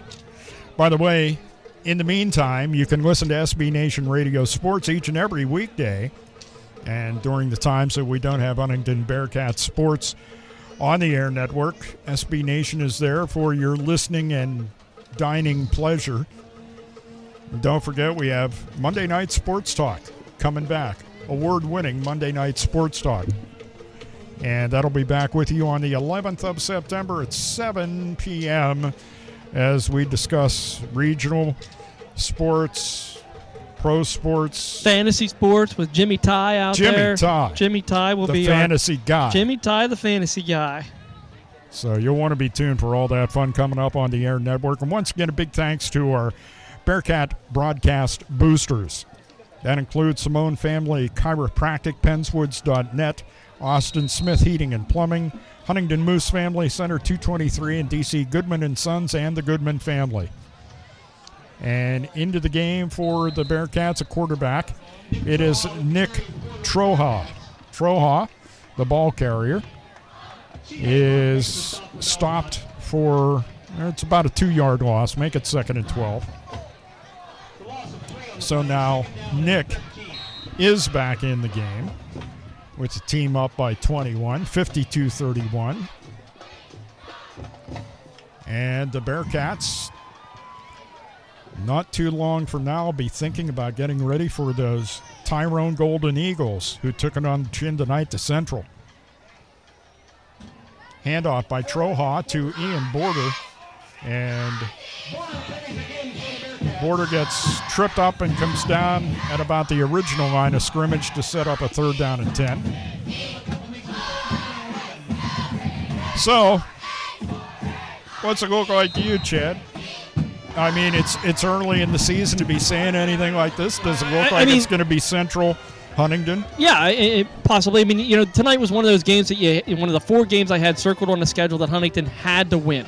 Bellefonte, Central, Tyrone, and then Clearfield. And there's another fumble as Troha dishes it out quickly to Price, and Price is dumped behind the line of scrimmage that time. Well, you hate to do that to a teammate. Yeah, absolutely. He kind of strung him out to dry there a little bit. And we're going to get a loss continues here. To roll down to just about 2 minutes left to go in the game.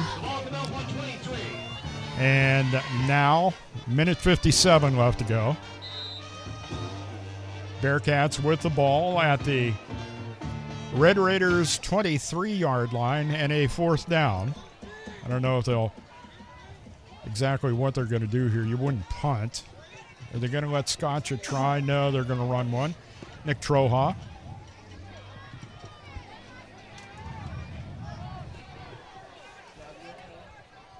Troha in the shotgun, and a timeout called by Coach Hootie.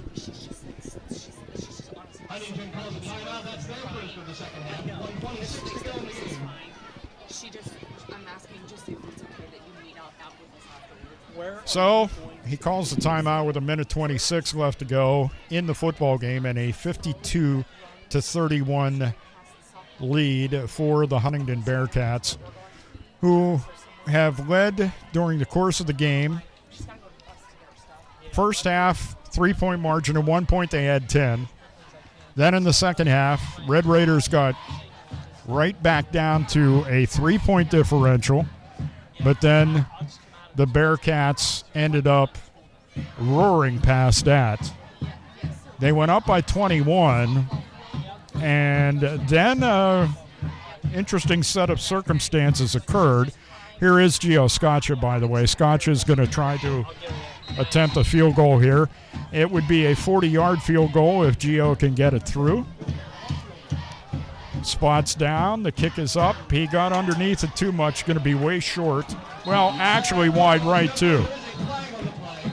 There's a flag on the play. Got a flag on the play, so we'll see what happens here. Actually, now there's multiple flags on the play, so now we're really going to see what happens. Yeah, and this is what you don't want to see at the end of the game, because those flags afterward were all about unsportsmanlike conduct, personal fouls, those kinds of things that your head coach doesn't want to see you have. And depending on who it's against, you're going to have some work to do during the week at practice because of what you just did. There are penalties other than the yellow flags that come out on the field, and sometimes it has to do with the work you'll be given, the tasks you'll be assigned during practice in the coming week. One of the officials heads over to talk to Mike Hootie, head coach of the Huntingdon Bearcats. And the penalty against Bellefonte.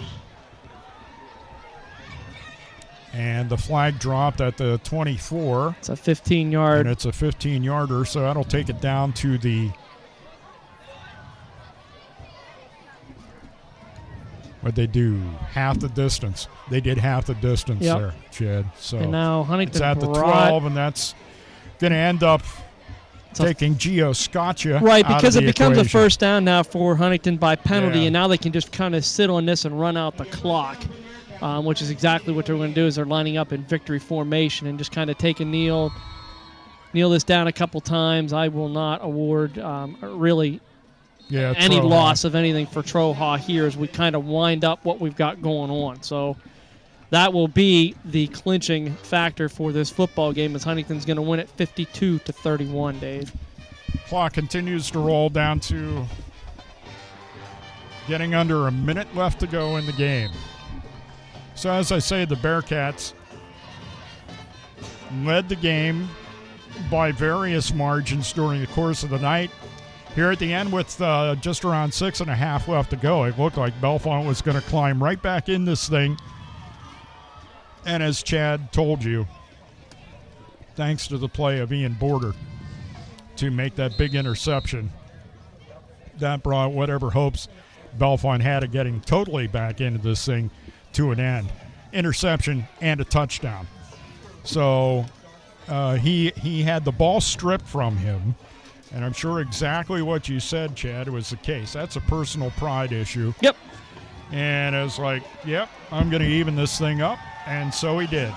Clock ticks down as we are now down under 5 seconds left to go. And as Chad said, that's going to be your final score tonight. In what was quite the show between these two teams, it is the Bearcats walking away with a win. The final tonight, Huntingdon 52, Bellefonte 31. We'll be back to wrap things up from Rogers Stadium in Bellefonte right after this on the airnetwork.net. Sometimes facts are hard to face. Statistics show that obesity is a problem in the United States, and it's not getting any better. At Simone Family Chiropractic, we understand this problem. We also know that obesity leads to very serious health problems later in life. There is a way to cleanse your body and get back to optimum health. It is called the Doctor-Supervised ChiroThin System, and it teaches you how and what to eat in the real world. Call us at Simone Family Chiropractic at 814-643-2616, or stop in and see us at 613 Washington Street in Huntingdon, across from All American Pizza, or find us on Facebook. Pennswood.net Classifieds offers the freshest, most recent classified ads available with over 1,500 new ads each day. If you're looking for a reliable used vehicle, check out the multiple ads daily on Pennswood.net Classifieds. From cars, trucks, RVs, and motorcycles, you can scan the ads at Pennswood.net at any time of the day or night and find something that fits your needs. Looking for household items, student housing, or even a new pet? Pennswood.net Classifieds has it. Pennswood.net, where you can buy, sell, or trade locally. I'm Owen Kaufman. You're listening to Huntingdon Bearcats on the airnetwork.net. Thanks, Owen. That's going to do it for tonight's broadcast. And Chad, as you know, is a father of one of the members of the Bearcat Marching Band, and she is not feeling well. So Chad is going to quickly vamoose and give us some quick stats, and then we'll wrap things up here from Rogers Stadium in Bellefonte. Go ahead. And we'll just roll through some of the important ones here as Ian Border finishes with 26 carries, 128 yards on the night with 3 touchdowns, leading the Bearcat rushing attack. Andrew Hootie ends up being a great 9 of 10 for 100 yards in the passing department. Jonathan Price, 7 catches, 48 yards. Jarris Warner, 44 yards on 1 catch. Alex Mikett, 1 catch for 25 yards. Andrew Miller, 1 catch for 14. And then Jacob Wagner, 1 catch for 7 yards for the Bearcats offensively. But really, Dave, I really want to speak to the special teams that made the difference. Huntington with 242 yards of special teams return yardage tonight, including a punt return for a touchdown by Jonathan Price, a kickoff return for a touchdown by Jacob Wagner of 80 yards, and then we all of a sudden see a interception return of 55 yards by Ian Border. So, Huntington's showing that they can score from anywhere, so good luck of Tyrone watching this game tonight.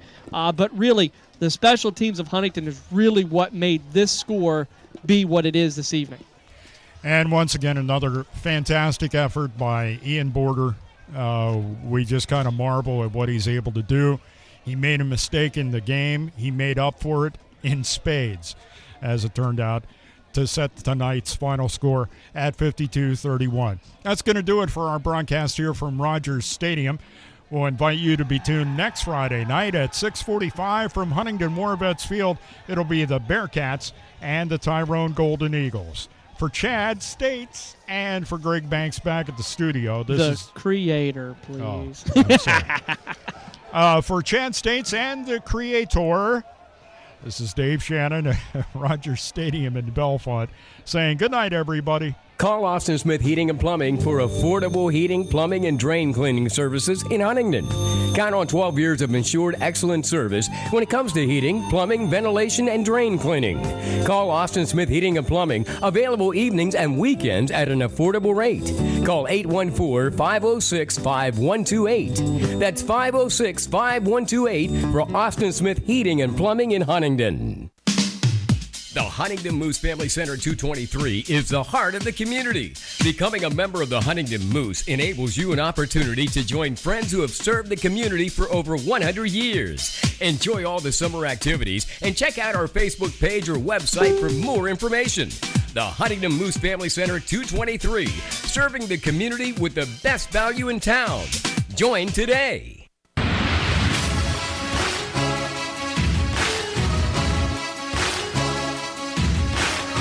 Thanks for listening to Bearcat Football on the airnetwork.net and 94.1 FM in Huntingdon. Tonight's game presented by Huntingdon Moose Family Center 223, the heart of the community, and by D.C. Goodman & Sons and the Goodman family.